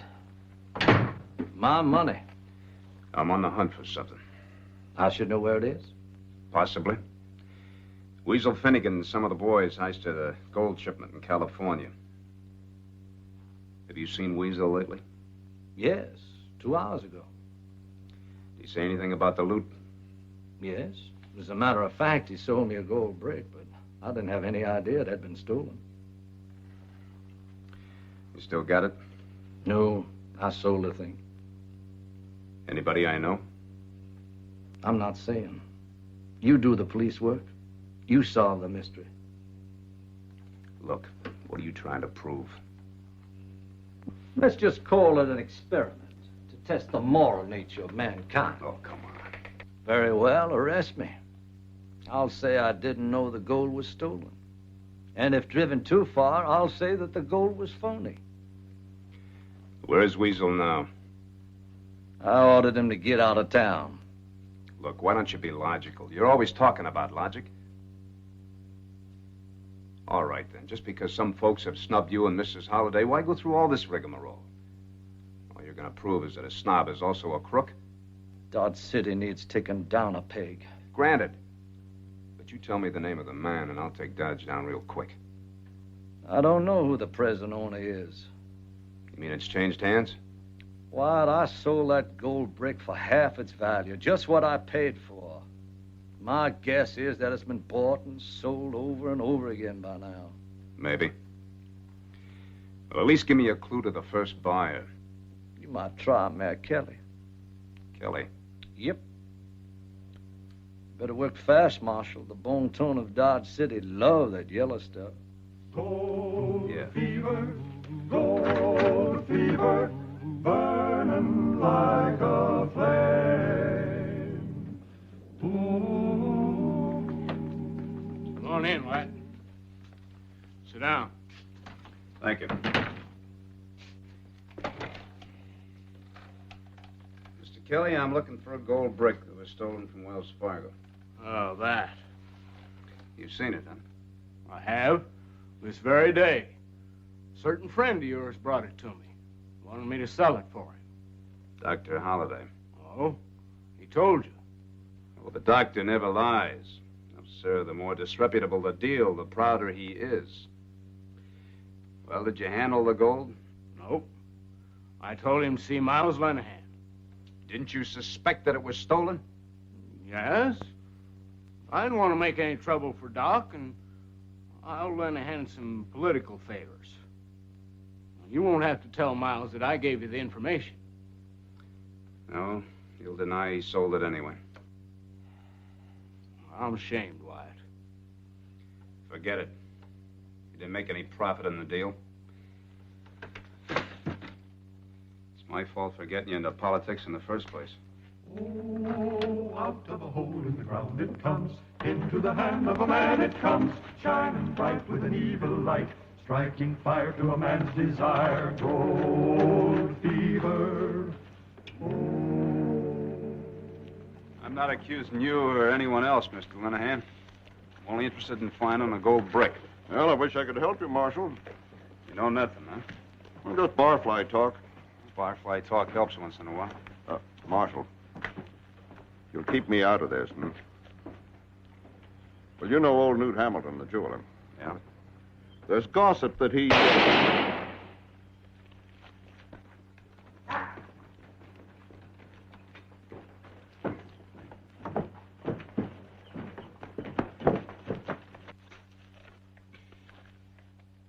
Is he dead, Marshal? Yeah. Do you know who he is? Weasel Finnegan. Somebody saved me the trouble. Liquor or a girl? Have you found that thing yet, Wyatt? No.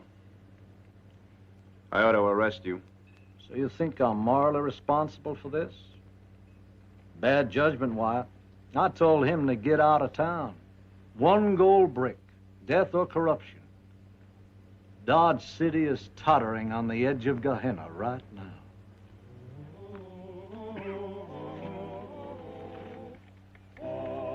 Couple of you men, give me a hand. Gold fever, gold fever.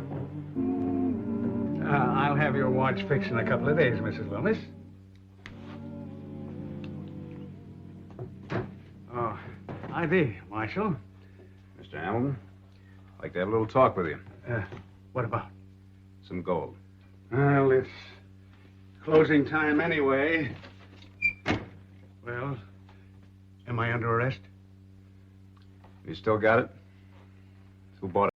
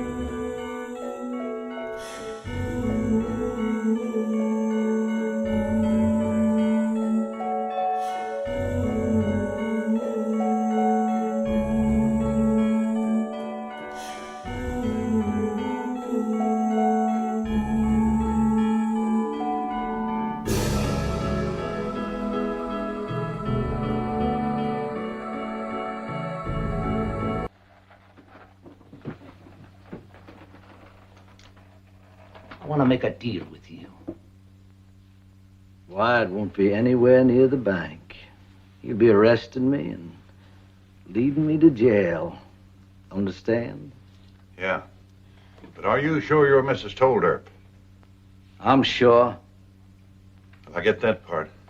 But why do I have to drop that gold brick in the street? It's my share for keeping Earp out of the way. Yes or no, Jenna? It's a deal, Doc. Me and the boys will get plenty without a hot brick that's tough to sell. You just keep Earp out of it. You just don't cross me, Jenna. I want to pick up that gold in a bank sack from the street. And I want to live, Doc. I don't see why, but I hope you do.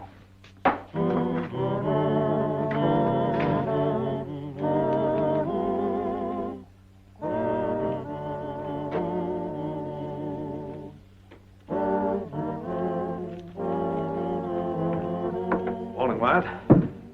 Hold it. I'm busy. I gotta go over That's here. too bad. I'm arresting you. You know you can't carry a gun north of the line? Uh-huh. Katie tells you everything. Well, we'll take a little walk to jail. On my desk. 9 o'clock on the dot. Open the doors, Mr. Clegg.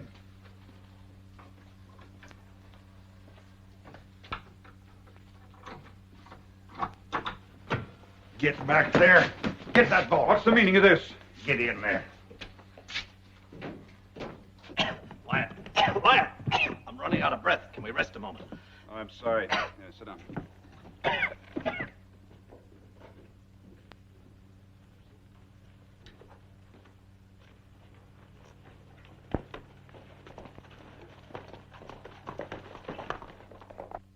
Holding up a bank single-handed just to prove that Mr. Chapin has the gold. That's real logical thinking for a college man. Drop it, Jenna, drop it!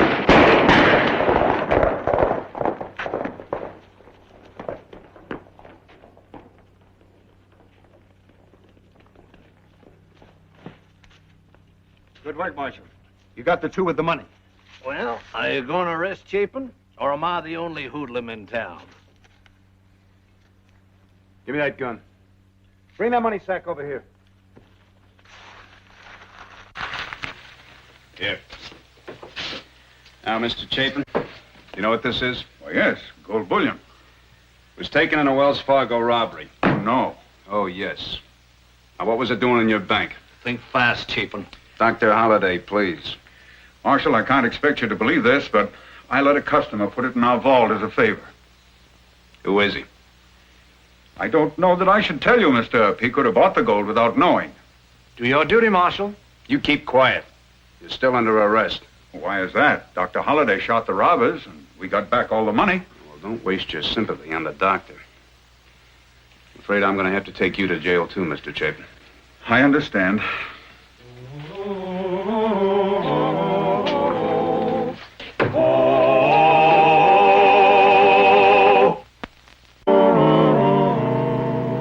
You're the one that really started this, Mr. Hamilton. Mayor Kelly washed his hands of the whole deal, and Mr. Lenahan might claim ignorance. But you're a jeweler. Now, you know you don't buy gold in bullion form. You lost your nerve and resold it to Mr. Blythe.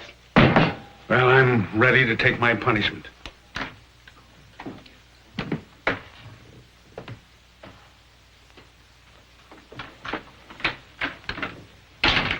Well, have they all confessed?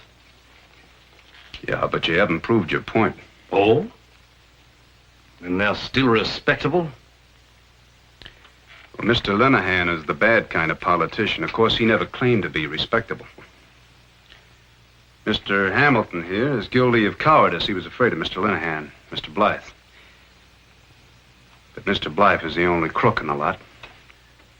He admits that Mr. Chapin was only doing him a favor. Now, that's only one crook out of 5. That's pretty good for a town like Dodge City. I'm deeply disappointed. Fine. Now, let's take your case.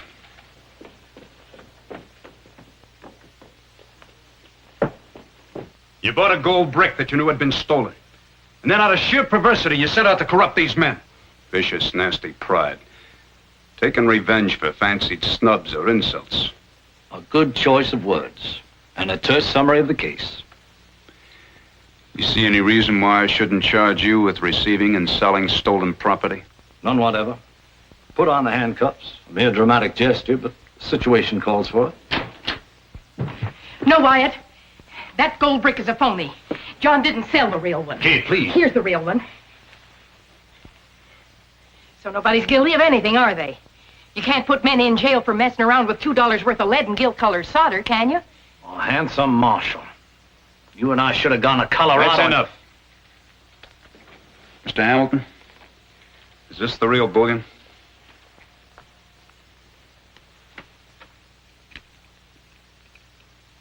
It's a phony. I'd better test this other one with a drop of acid. I did that when I bought it from Weasel Finnegan. You can trust Katie. You gentlemen are discharged. Not you, Doctor. You owe a $25 fine for carrying a gun. I won't pay it. Well, I will. Fine remitted.